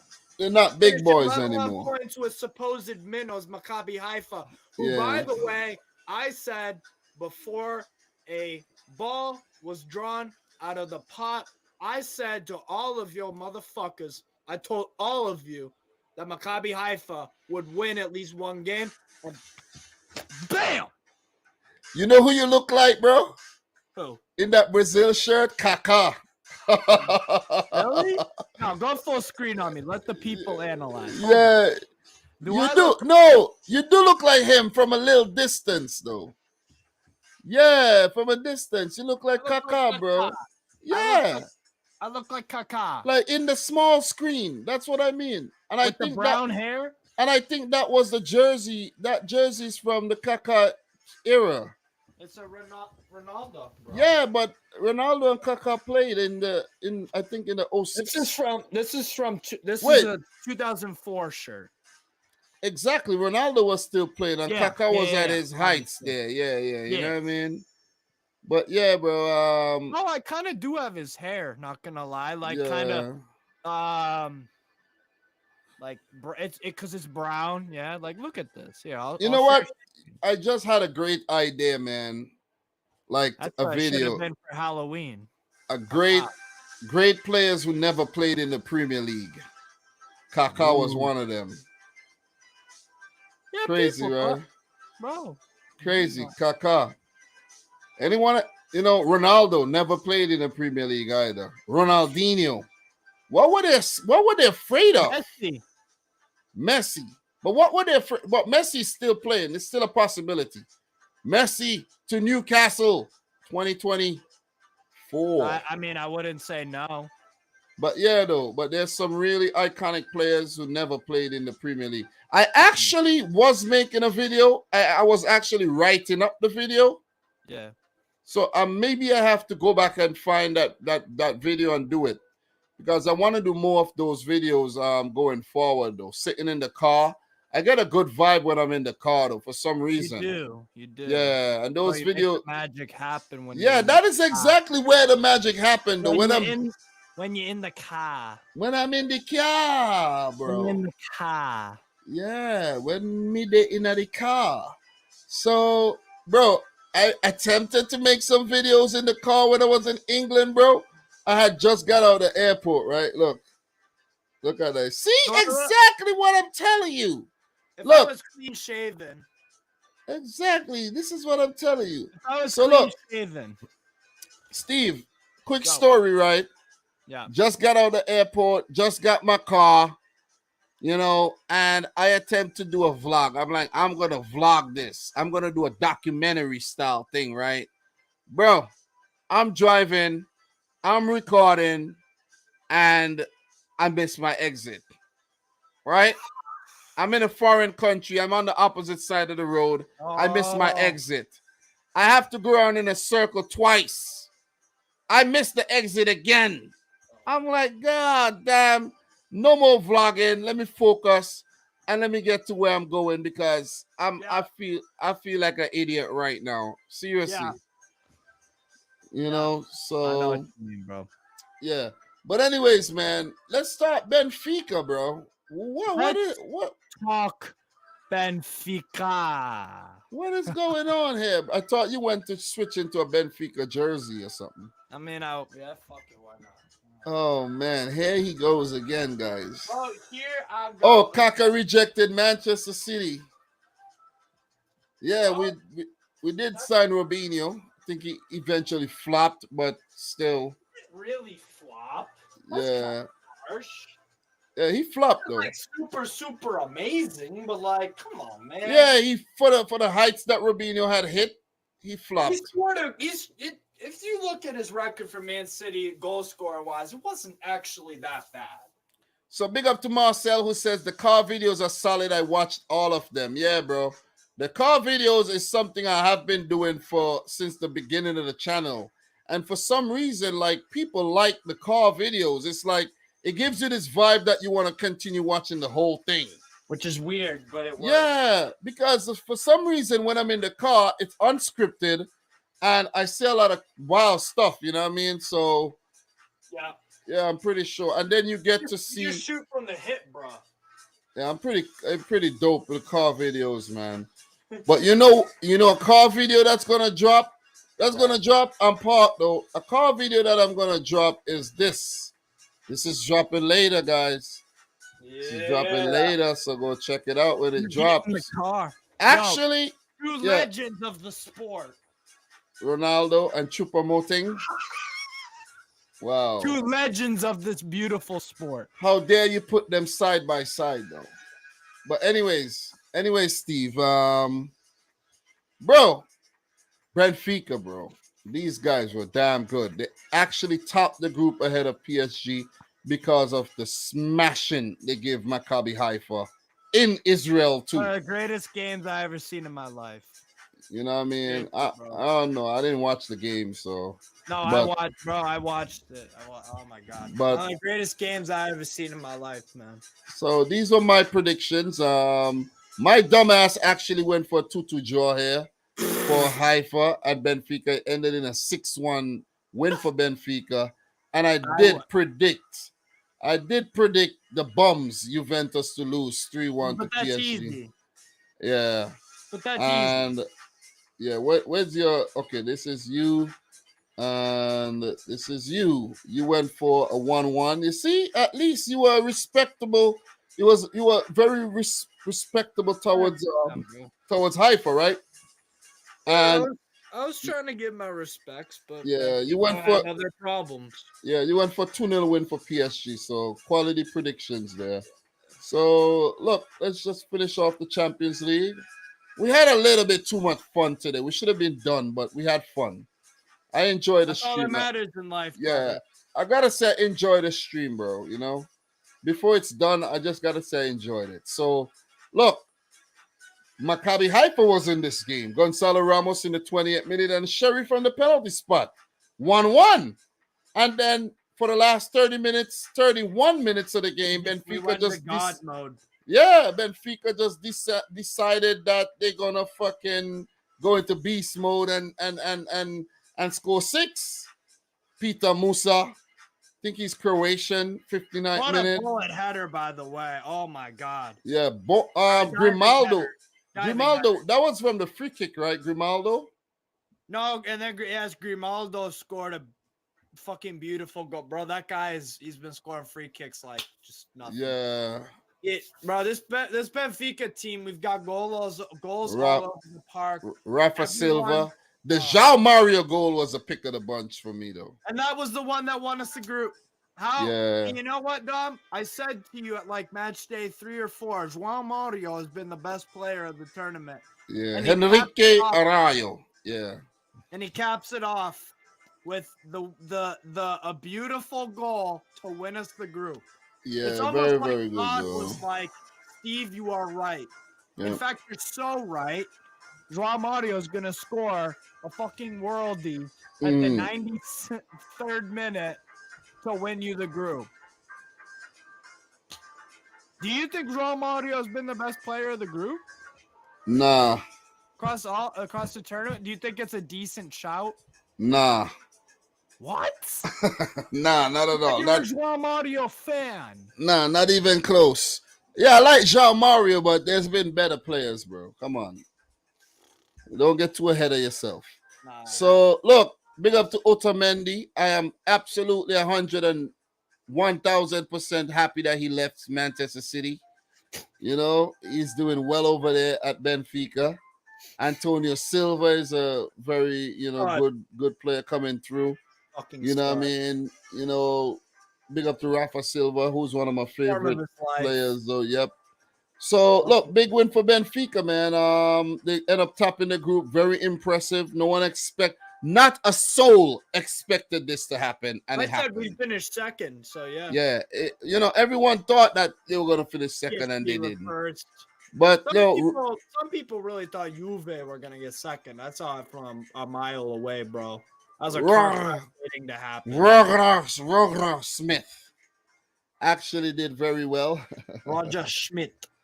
Yep. And this Benfica team just keep, producing so much so many talented players, man. So look, We haven't lost a game this year, by the way. Only one of 3 teams left, undefeated in all competitions, or maybe just one of 2. I think PSG PSG, haven't won a yeah, game. yeah, they haven't lost the game. Yeah.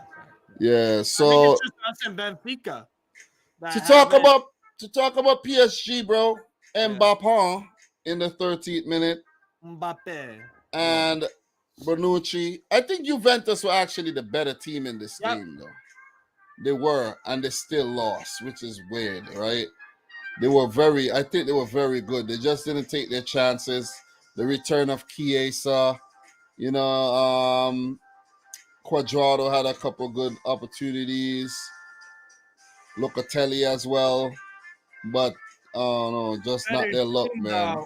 though. The thing I'll say though is that they were the better team, but to be a good team, you've got to combine that with taking your chances. Yeah. Score 'em. That's what good teams do. They are clinical. Juve are not. And shout outs to another Portuguese club product, Nuno Mendes, for that goal in the 69th minute. Yeah. He was actually Man City actually wanted Nuno Mendes, but we weren't willing to pay the money that PSG paid for him. Yeah. You know, so that's what happened. Football Yeah, I would love Enzo Fernandez at Liverpool. What a player. But unfortunately, Liverpool are very cheap and they're not going to dish out that type of money. You know, I'm surprised they paid so much for Darwin Nunez, though, who is a former Benfica man himself. Yes. No, I love Darwin. Big up. But Liverpool, very cheap, though. What they could actually do is see if they get a player to go to Benfica. Maybe Naby Keita will go there. You know what I'm saying? Because he's basically done. True. That you know what? Yeah. Injury prone, so I don't know if I'd take him. No, he could. I think he'll do well there because he won't be playing every game. It's not a physical league, and you know he'll do okay. So look, man, PSG. Unfortunately, they came in second in the group, and it puts them on the path of a more difficult round of 16 draw. So to talk round of 16 really quick before we get into the Europa League, let's just take a look at meet the round of 16 teams right now. So the teams are seeded: Bayern Munich, Benfica, Chelsea, Manchester City. I don't know why they mix them up like this. Porto, Spurs, of course, Real Madrid, all seeded, and Napoli. So this is what it looks like, man. They have some highlights. We can't look at these highlights, and they're gonna put trying to fuck over. Yeah, and they're gonna put this little pop up in front, so I can't even analyze the thing properly.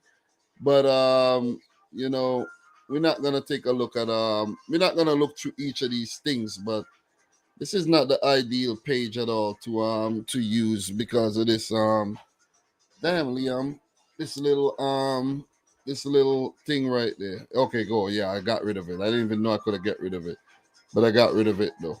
But look, let's just take a look at this graphic right here, right, Steve? Let's take a look at this round of 16. You know what? I really don't like this one. I don't like this. So what I'm gonna, I don't like it. I actually have. Hold on. I got a thingy. You got a better. I made a graphic. Hold on. You got a better thingy that you can share. It may not be better. I like Sure. it. Sure, we don't want to just use this. Yeah, give me 2 seconds to find it.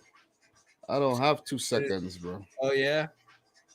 Yeah. Well, you're right, gonna wait, you bomb. Let me see what you got. Come on, make it snappy. But in the meantime, guys, smash the thumbs up button if you're yet to do so. Definitely appreciate everybody who joined the stream tonight. World Cup video dropping right after I'm done. Steve, what you got here? You ready? Yes. Bam. All right, Steve's ready.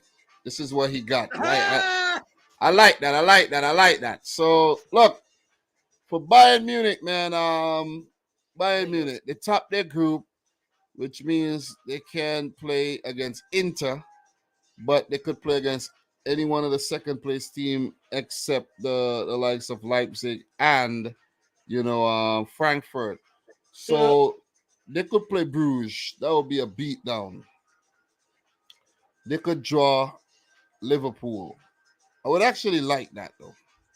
I What? would like that just to see, what Benfica, Liverpool are really. Liverpool? No, Bayern Liverpool. Ooh. As a Bayern fan, I'd take that. Yeah, Bayern Liverpool, man. Take that. 100%. That'll be a big one, and that'll be a massive test for Liverpool. Because look, I'm gonna say this right now. Let's say if they draw Bayern, and they're able to eliminate Bayern, you might as well give them the Champions League. No. Bro, you get rid of Bayern. Well, then again, no. Because then you have to deal with Real Madrid. You know what I'm saying? Thank you. You know what I'm saying? Yeah. So yep. It's gonna be hard. It's gonna be definitely hard for Liverpool in the competition there. But they'll have to get over the team that they can't get over, and that's Real Madrid. That's the biggest hurdle. Where for me, I think City are capable of beating anybody, but the question is, are they going to actually show up on the day and get the W when it's necessary? You know what I'm saying? Mm-hmm. So look, Benfica. Who's your dark horse out of this? I have mine. Well, obviously the dark horses has to be the teams that are not favorites. Exactly, like Club Brugge, Leipzig, Benfica, Porto, of course, and Frankfurt. Yeah, Napoli to a lesser extent. Spurs, those teams, dark horses. Yeah, but a real dark horse, like in my opinion, that I think could do really well, a deep run. This Benfica team, you know what I'm saying? This Benfica team gotta set my bias aside for a moment, and I'll go Eintracht Frankfurt. Yeah, but I think Benfica are way more dangerous, though. You see what I mean? Like in all departments. But at the same time, though, Benfica have weapons, sure, but so do Eintracht. Jesper Lindstrom, Randall Colomuani, Kamada. We talked about Kamada and his that's true. Tendencies in Europe, but I would actually love to draw Frankfurt as a Man City fan because I know we'll smash them. I don't know if he'd smash him. I know we'll smash him. You're telling me, but you don't know. I know this is something I know we'll smash him. They'll struggle against us because what they'll do against us is they're gonna go into their shells. Believe me, if they play open, they're gonna get picked apart. Okay, what would be the aggregate score if Man City played Frankfurt? I have my prediction. You have yours. Go. We'll beat them about 6-2. Believe me. I would say 4-3. It won't even be close. Trust me. 4-3 Man City. It won't be close, bro. It won't be close. It'll be within a goal or two. It won't be close. But look, Marcel just pointed out, how come you didn't smash Lyon then, Dom? Lyon's a different team, you know what I mean? Lyon's been a team. Lyon's been a team that I didn't know Lyon won the Europa League. Man, bro. I'm telling you. Sterling, Raheem. You see what I mean? But look, I don't want to stay super long on this round of 16 thing because I'm gonna do a live stream on Monday. But big up to the German teams, man. You got 3 German teams. You got two teams from this guy. Big up to the German teams, but 5 seconds ago I'm just saying. I don't mean not like that. Not like that. Forget about that. I mean, big up to them for getting through. 3 of them got through. Bayer Leverkusen did not, and 4 of them actually. Leipzig. I forgot Leipzig. 4 German teams. Yeah, 4 German. 4 English teams. 3 Italian teams. By the way, big up to Pat talking shit about and 1 Spanish. A single Spanish team, bro. A single Spanish team gotta be the talking point here, with only Real Madrid going through. A team from Belgium, of course, and 2 teams from Portugal. So Oh wait, let me ask you then. If your dark horse is Benfica, what is their ceiling? semis. Semi-final. Okay. Yeah, they can't win it. Okay. They can't ever win Well, it. they could. They're in it. No, they can't win it. They're still Yes, they could. cursed. They're still under the curse, bro. The curse is real. The curse could be lifted. No, it's real. It can't. It's gonna be lifted Well, in 20. I know we have a curse, but like It's gonna be lifted in 2060 something. You know, so keep participating and be passengers what if in it. Club Brugge win the whole thing? Nah, that won't happen. No, but Leicester won the Premier League. Yeah, Crazy things have happened. I'm just saying. Yeah, Newcastle United could win the Premier League to make up from missing it in the 90s. You know what I mean? Yeah. You know, Yeah. I think Newcastle would win the Premier League within the next 5 years. So I think it will happen. It is going to happen. So hold your faith. Newcastle United are playing well enough to even get Champions League football next season. Crazy. Yeah, I mean, if we get Champions League football this season, then I'd absolutely agree. Next 5 years, we'll win a Prem. Absolutely 100%. Nuts, man, when you think about it. So, listen. Who's your current winner of the Champions League, looking at all these? Your favorites. Mine is Real Madrid. Bro. I don't mean to be biased, but we're going to win it this season. Now, why? I don't know. I just have a good feeling, man. No, you got to explain why, man. I don't need you to explain why because it's Real Madrid. Enough said. Man, I just Real see Madrid. Enough said. Man, because it's long overdue, bro. It's long overdue. Okay, Erling we got Erling Haaland right now. We got Kevin De Bruyne playing well. We got a lot of weapons in Foden, Alvarez, you know, Mahrez when he's really playing well. You know, Grealish to win us penalties. Your chances against the Real Madrid. And it's the first year under Pep that we don't have bum-ass Raheem Sterling. I'm going to just put it that way. I'm ungrateful. One thing I'm not ungrateful, but Raheem Sterling is the most frustrating footballer to watch. Anyways, man, that's it for the Champions League, Steve. Before, you know, I run out of time, I have one more question for you. One more question. Mm-hmm. If you meet Real Madrid in any stage during this tournament, do you honestly they're getting beaten? Like they should have got beaten last season. Coulda, woulda. We shot the bed. That's all I gotta say.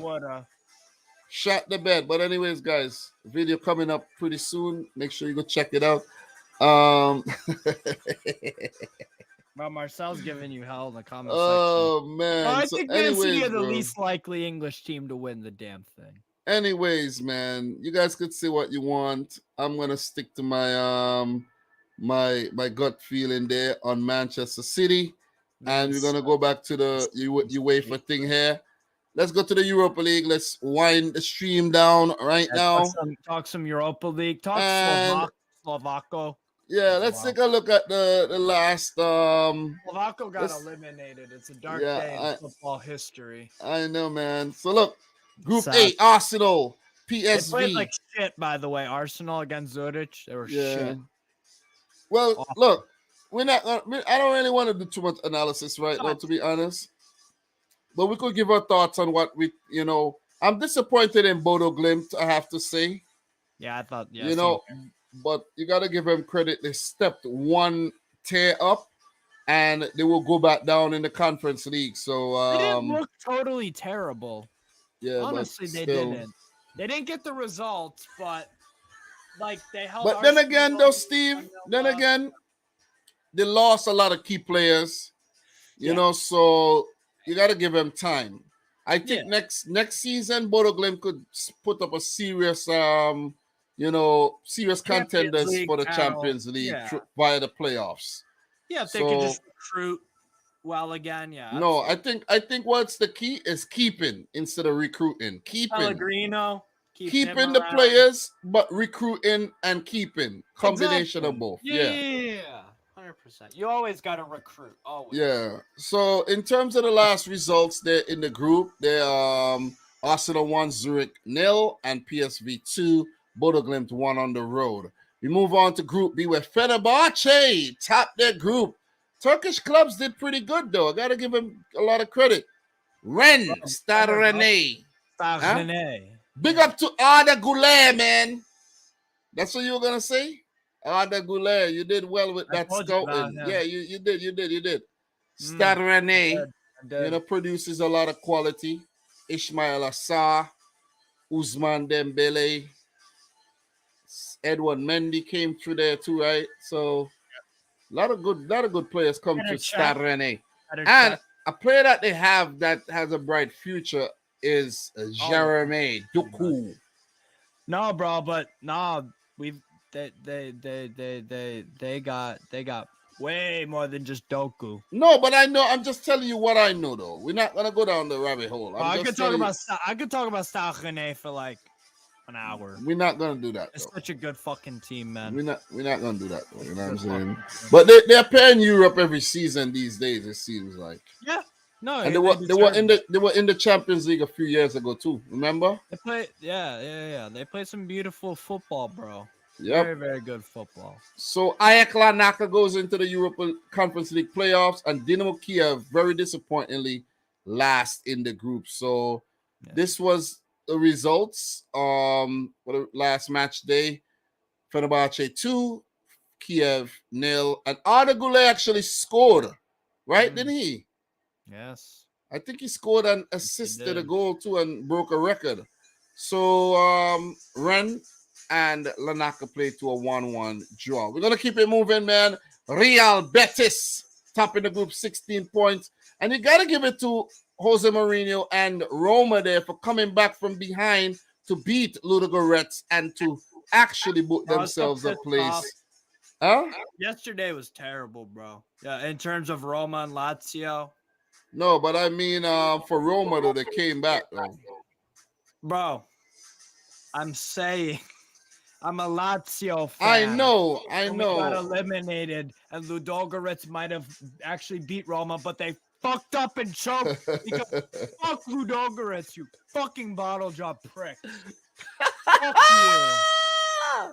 Fuck you. Fuck your fucking club. Oh, my God, yo. Hold on to a fucking lead, you pussies. Come on. Anyways, man. Fuck Roma, too. Fuck Anyways. Listen. For the results, Roma coming back from behind to beat Ludogorets 3-1. Ludogorets cost me fucking dollars. I told you. Fucking Ludogorets. I told you, right? Since we're doing talking about Ludogorets, I told you since we started qualifiers, get some headphones. And up to now, you haven't got some headphones yet, and I'm hearing feedback in the stream. Bro, Black Friday is coming up. Buy some goddamn headphones. Okay? Don't you have a headphone jack for that computer? Yeah, but I don't have headphones. Bro, buy some headphones, bro. All right. You see what I mean? Because you're going to be part of the World Cup panel. You need some headphones, man. All right. I can't have the feedback, you know what I mean? You know, you got to have quality in the streams, man. Not bad. You see? And soon you got to get yourself some LED lights so you can get that ambiance. Anyways. Yeah. No, but fuck Roma, fuck Ludogorets. That's all I say. Get the headphones, though. So Betis, man. Betis on the Pellegrini's still in charge of Betis, right? What? Pellegrini, yeah. So 3-0 over football, bro. Hoiko. That smashed up.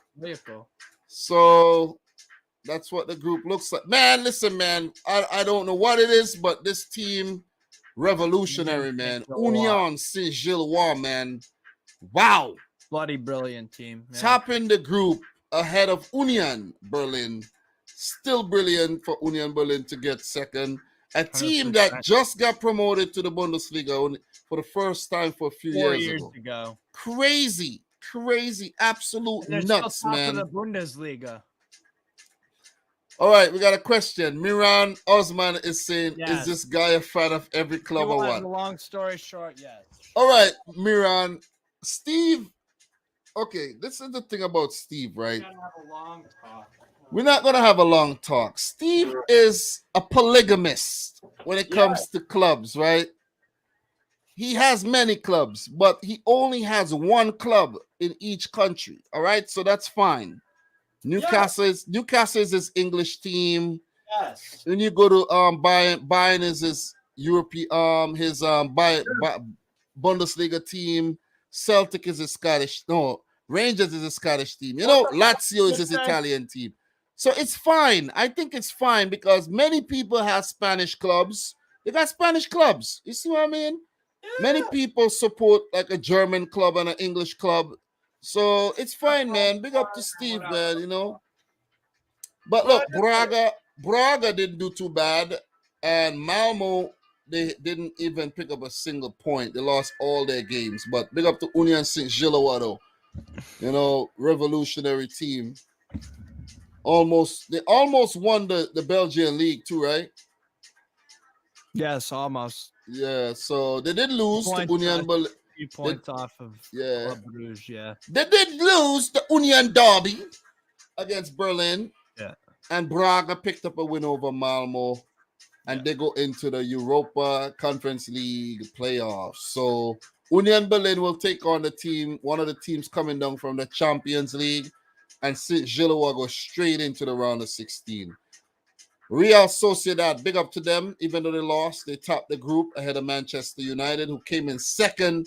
And I'm just hoping that Manchester United draw like Barcelona or one of the better teams coming down from maybe Juventus. You know, I'm just hoping for that, though, so they could get eliminated. But I think Man United they'll beat the brakes off of a Juve. Yeah, but still. And smack them. Big up to Sheriff Tiraspol, though. Came in third. They go into the Conference League. Yeah, 100%. Yeah, so credit to them. And Amonoya came in last. No points. Onia. So these were actually the results of the last match day. Whoa. You're not the first person I've seen struggle to say ammonia. Amonoya. Anyways. Oh, God. We have Trabs on sports. 1-0. 1-0 to Sheriff and 1-0 to United were the scores. But anyways, let's move on, though. This is the sickest group I've ever seen. Ever. Not. It's the worst. Bro, this is the sickest group ever. Not because Lazio is in the group. I've never seen this ever happen. Because that all the teams... happened. Dom, it's never happened. Wow. Finished on the same amount of points. Amazing. Feyenoord tops the group. Midtjylland of all teams coming second ahead of bum-ass Lazio. Oh, Steve changed his shirts again. Anyways, Lazio third. Who's your manager? Sorry? Yeah. Sorry, ball. Anyways, and Sturm Graz, very good team. They came in last on 8 points. How unfair, man. You got 8 points and you still came in last. Same points as the team that came in first. Wow. But anyways, big up to Feyenoord, big up to Midtjylland. Bro, we choked. Bro, at least you go down in the Conference League. You could win that. You saw how much fucking better. Bro, you saw how much Roma celebrated by winning the Conference League last season. Bro, I'm fucking sick of being outdone by them, bro. I'm fucking sick of it. It's all right, bro. It's okay. Bro, it pisses me off so much. And like the fact in Europe we've been fucking bottling shit for bare years. Like we've had a good enough team to be much more competitive in the Europa League and whatnot. And we just fuck it up every fucking time. It pisses me off a lot. All right, bro. That's what you get. Enough ranting, bro. We got a lot more to do. So Lazio lost to Feyenoord 1-0. And Midtjylland defeated Sturm Graz 2-0. So everybody was beating everybody in this group and drawing against each other. So we got Group G. Big up to Freiburg for topping the group. It's not a fluke what they're doing in the Bundesliga. Nope, not at all. And they topped their Europa League group. Nantes coming in second with 9 points. They've been doing well. And Karabag with Not in 8 Liga, points. bro. In Liga, they've been suspect as hell. Oh, okay. But Who's been when you talk no. about suspect, you talk about Olympiacos because Oh yeah, they've been real suspect. But Karabakh, they go into the Europa Conference League, and Olympiacos eliminated altogether. So just to touch on the results here from the last match day, Karabakh 1, Freiburg 1, and Nantes 2, Olympiacos 0. We go into Group H, which is the last group. Damn, we're doing well. Ferencváros of all teams top this group. bro. They have a decent team. But who would have predicted them to top the group, though? That's the thing. Let me look at my predictions. This is Europa a tough League. group, I think though. that was a tough group. Monaco, give it up to them. They came in second, 10 points. Lost on head-to-head there to Ferencváros. Yeah. Trabzonspor with third. Trabzonspor. That's what I said. I said it correctly, man. You said Trabzons. No, I did say Trabzonspor. I said just said Trabzonspor. There you go. You know what I'm saying? They go into the Europa Conference League, and Crvena Zvezda wasn't expecting this at all. They came in last in the group. So let's go down to the details of the last match day. And Monaco defeated Zvezda 4-1. Wow. And Trabzonspor. I had Ferencváros 1-0. second place. Oh, okay. Not bad. Second place over Crvena Zvezda and Trabzonspor. Not bad. So these teams that came in second in their group will all go into the playoffs to play the teams coming down from the Champions League. So, look, with that being said, we are going to wrap things up. And we're going to wrap things up by having a conference. We're going to have a conference right now. We are going to have Gather, come together, guys. Let us land the plane for real this time. We're going to change up the background, everything, the theme. We're doing it big. And let's do what we just did for the Europa League and run through the groups really quick. With Istanbul Başakşehir coming in first, Fiorentina second, Hearts third, and RFS last. Those two teams are eliminated, while Fiorentina will play the team coming down from the Europa League, the third place team. So just for the last match day, these are the results. Fiorentina beat RFS 3-1. Istanbul Başakşehir 3-1 against the Scottish team. Group B, West Ham, perfect, 6-6, 18 points ahead of Anderlecht. Came in second with 8 points. Silkeborg third with 6. And FCSB of Romania last. The results in the group there. 3-0 to West Ham. And West Ham played a lot of youngsters in this game, I realize, though. And 2-0 to Silkeborg. Like Downs and whatnot. Yeah, 2-0 to Anderlecht. Group C, Villarreal topping their group even after Unai Emery left. Lech Poznan coming in second. Yeah, I got that. Hapoel Beersheva came close to get in that second spot too.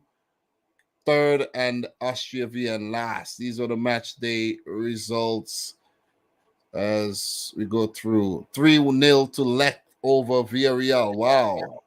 Yeah. Unai Emery left, and that's what happened. I was wrong. I was very wrong about Lech Poznan, to be honest. I thought they were going to finish bottom because Polish football is shite, but you know.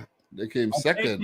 The coefficient points. I hate Lech Poznan, but beggars can't be choosers in Polish football. And Hapoel Beersheva defeated Austria Vienna. So if Villarreal had gotten a better result against Lech, Hapoel would have went through. So Group D, Nice tops the group with 9 points. Partizan second with 9. This group was really close. Cone third with 8. And Slovako, oh my God, came in last. The dream is done. Yeah, by the way, I actually did get Partizan Belgrade. I actually got them in second place. I had Köln in first. Nice third, Slovako fourth. So I mixed up Nice and Köln. Slovako did earn a draw, though, so give it up to them. Slovako were decent, actually. I watched a few of their games. Like, I watched the game against Köln. Yeah, they did all right, Slovako. 2-2 for Cone and Nice. Huh? Going away to Partizan and getting a draw. That's impressive. Yeah, that's big. That's big. So big up group, Slovako. Yep. Group E. This is your Dutch team, right? AZ Alkmaar. Yes, AZ Alkmaar. Yeah, top in the group, Alkmaar, 15 points. Fuck yeah. Dinapro, man. Big up to Dovbik, and Dinapro doing well, 10 points. Yeah. Apollon, 7. And Vaduz, impressively with 2 points, because they're from Liechtenstein, right? It's second division. Yep, they're second division team currently playing in the Conference League. What was impressive, though, before we get to that, just to touch on the match, the results really quick. Apollon 1, Vaduz 0, AZ Alkmaar 2, Dnipro 1. We really struggled, by the way, against Dnipro. Djurgården, bro. How this team is one of the highlights of the season, bro. Bro, I got that correct. I actually said Djurgården and Ghent were going to advance. I got them mixed up. I got a flip-flop, though. I said Ghent would be up. I expected better for Shamrock Rovers, though. I did expect better of them. Molde came in. Molde 2, Molde 3rd. Irish teams in Europe are shocking. Yeah, but they look good. They looked a little good in the. Yeah, they look all right in the Champions League qualifiers. Your boy, what's his name? The striker. Who, Rory? Yeah. Rory Gannon. Ganny or something. Gannon. Oh, that's that's his name. Yeah, I think that's his name. Gaffney. That's who it was. Gaffney. Yeah, one of them named there. Yeah, one of them names. Yeah, he's decent. Djurgården 1, Shamrock Rovers 0, Ghent 4, Molde 0.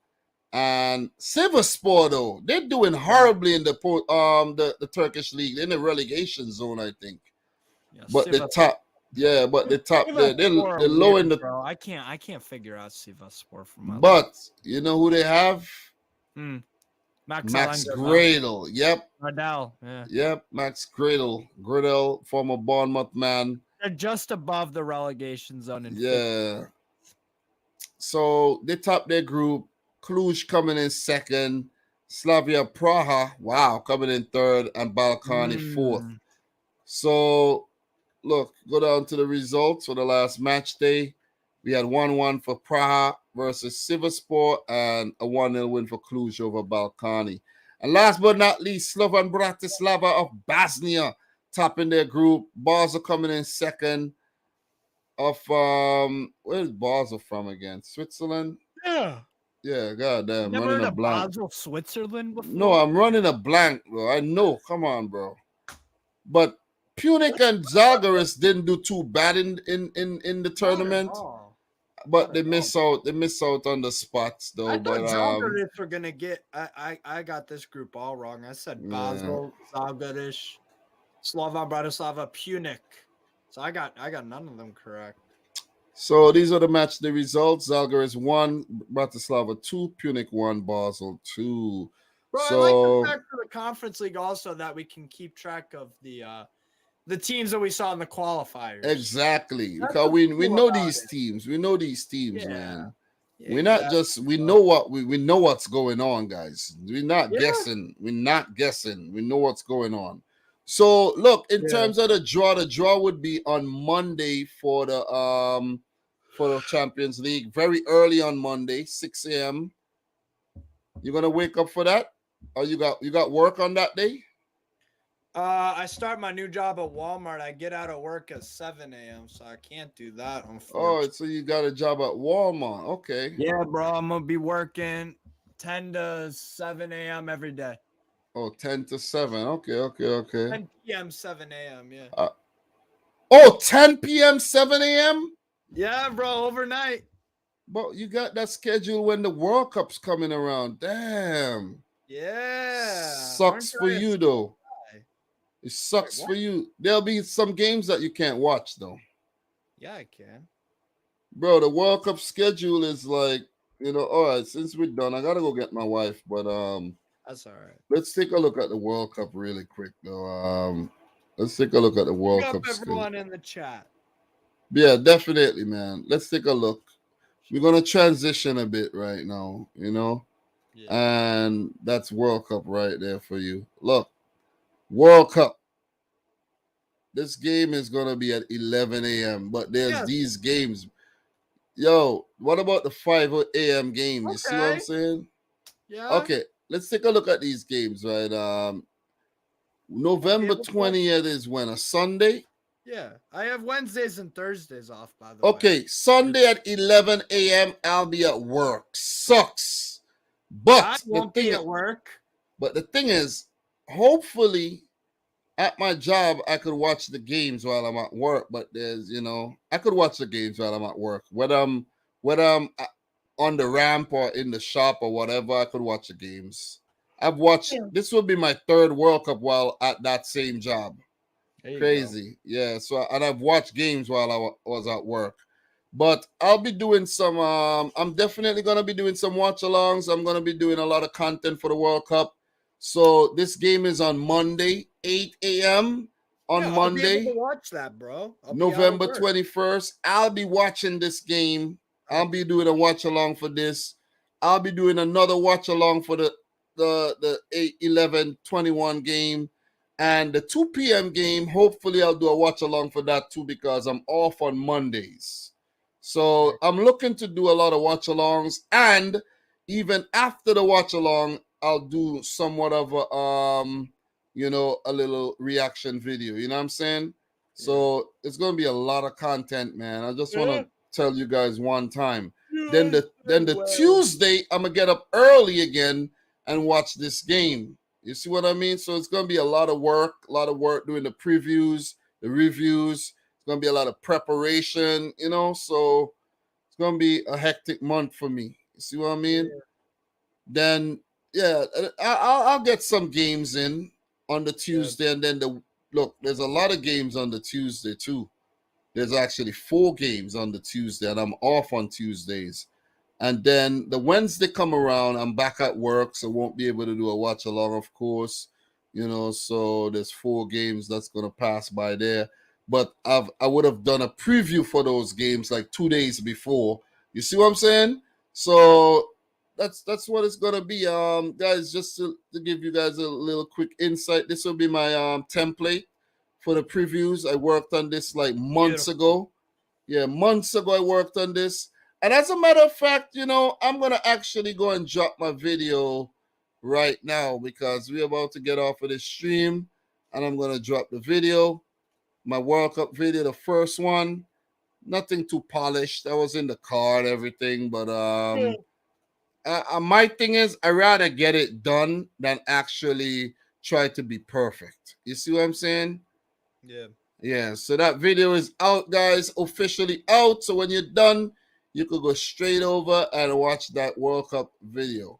So I want to say big up to everybody in the stream. There's going to be a lot of World Cup content, live streams coming soon, and then people love World Cup content, man. You know what I mean? Oh, everyone is a slut for World Cup content. I know. 100% facts. So look, Steve, it's been fun doing this with you again.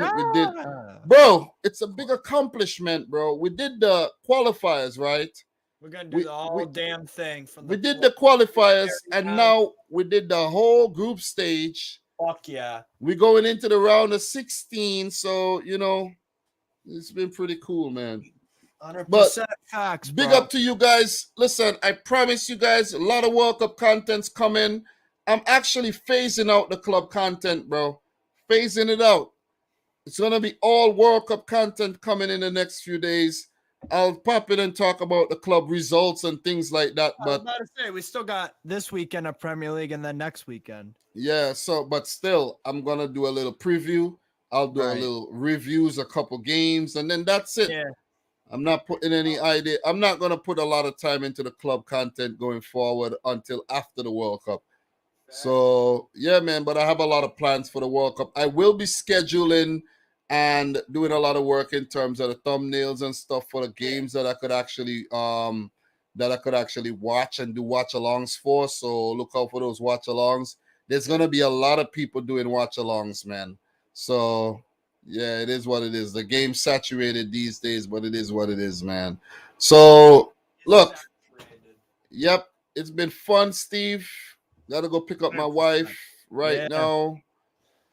And gotta wake up at 4:30 to head back to work in the morning. Yeah, same here. Watch a couple Premier League games and do a couple reviews. See I if I gotta could wake up early and do some Yeah, project. it's all this work, bro. I gotta write up Group B. You know what I'm saying? So in terms of, let me see what this is saying. Bracket.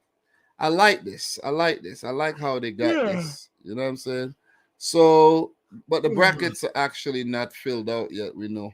But Group B. So tomorrow, guys, you're gonna get a rundown of the England, Iran, USA, and Wales group, which is a very crazy group when you think about it, right? Wales, England, and the USA is just sick. And Iran with the link up with the USA, the history, political, and even the World Cup history as well is going to be a massive game.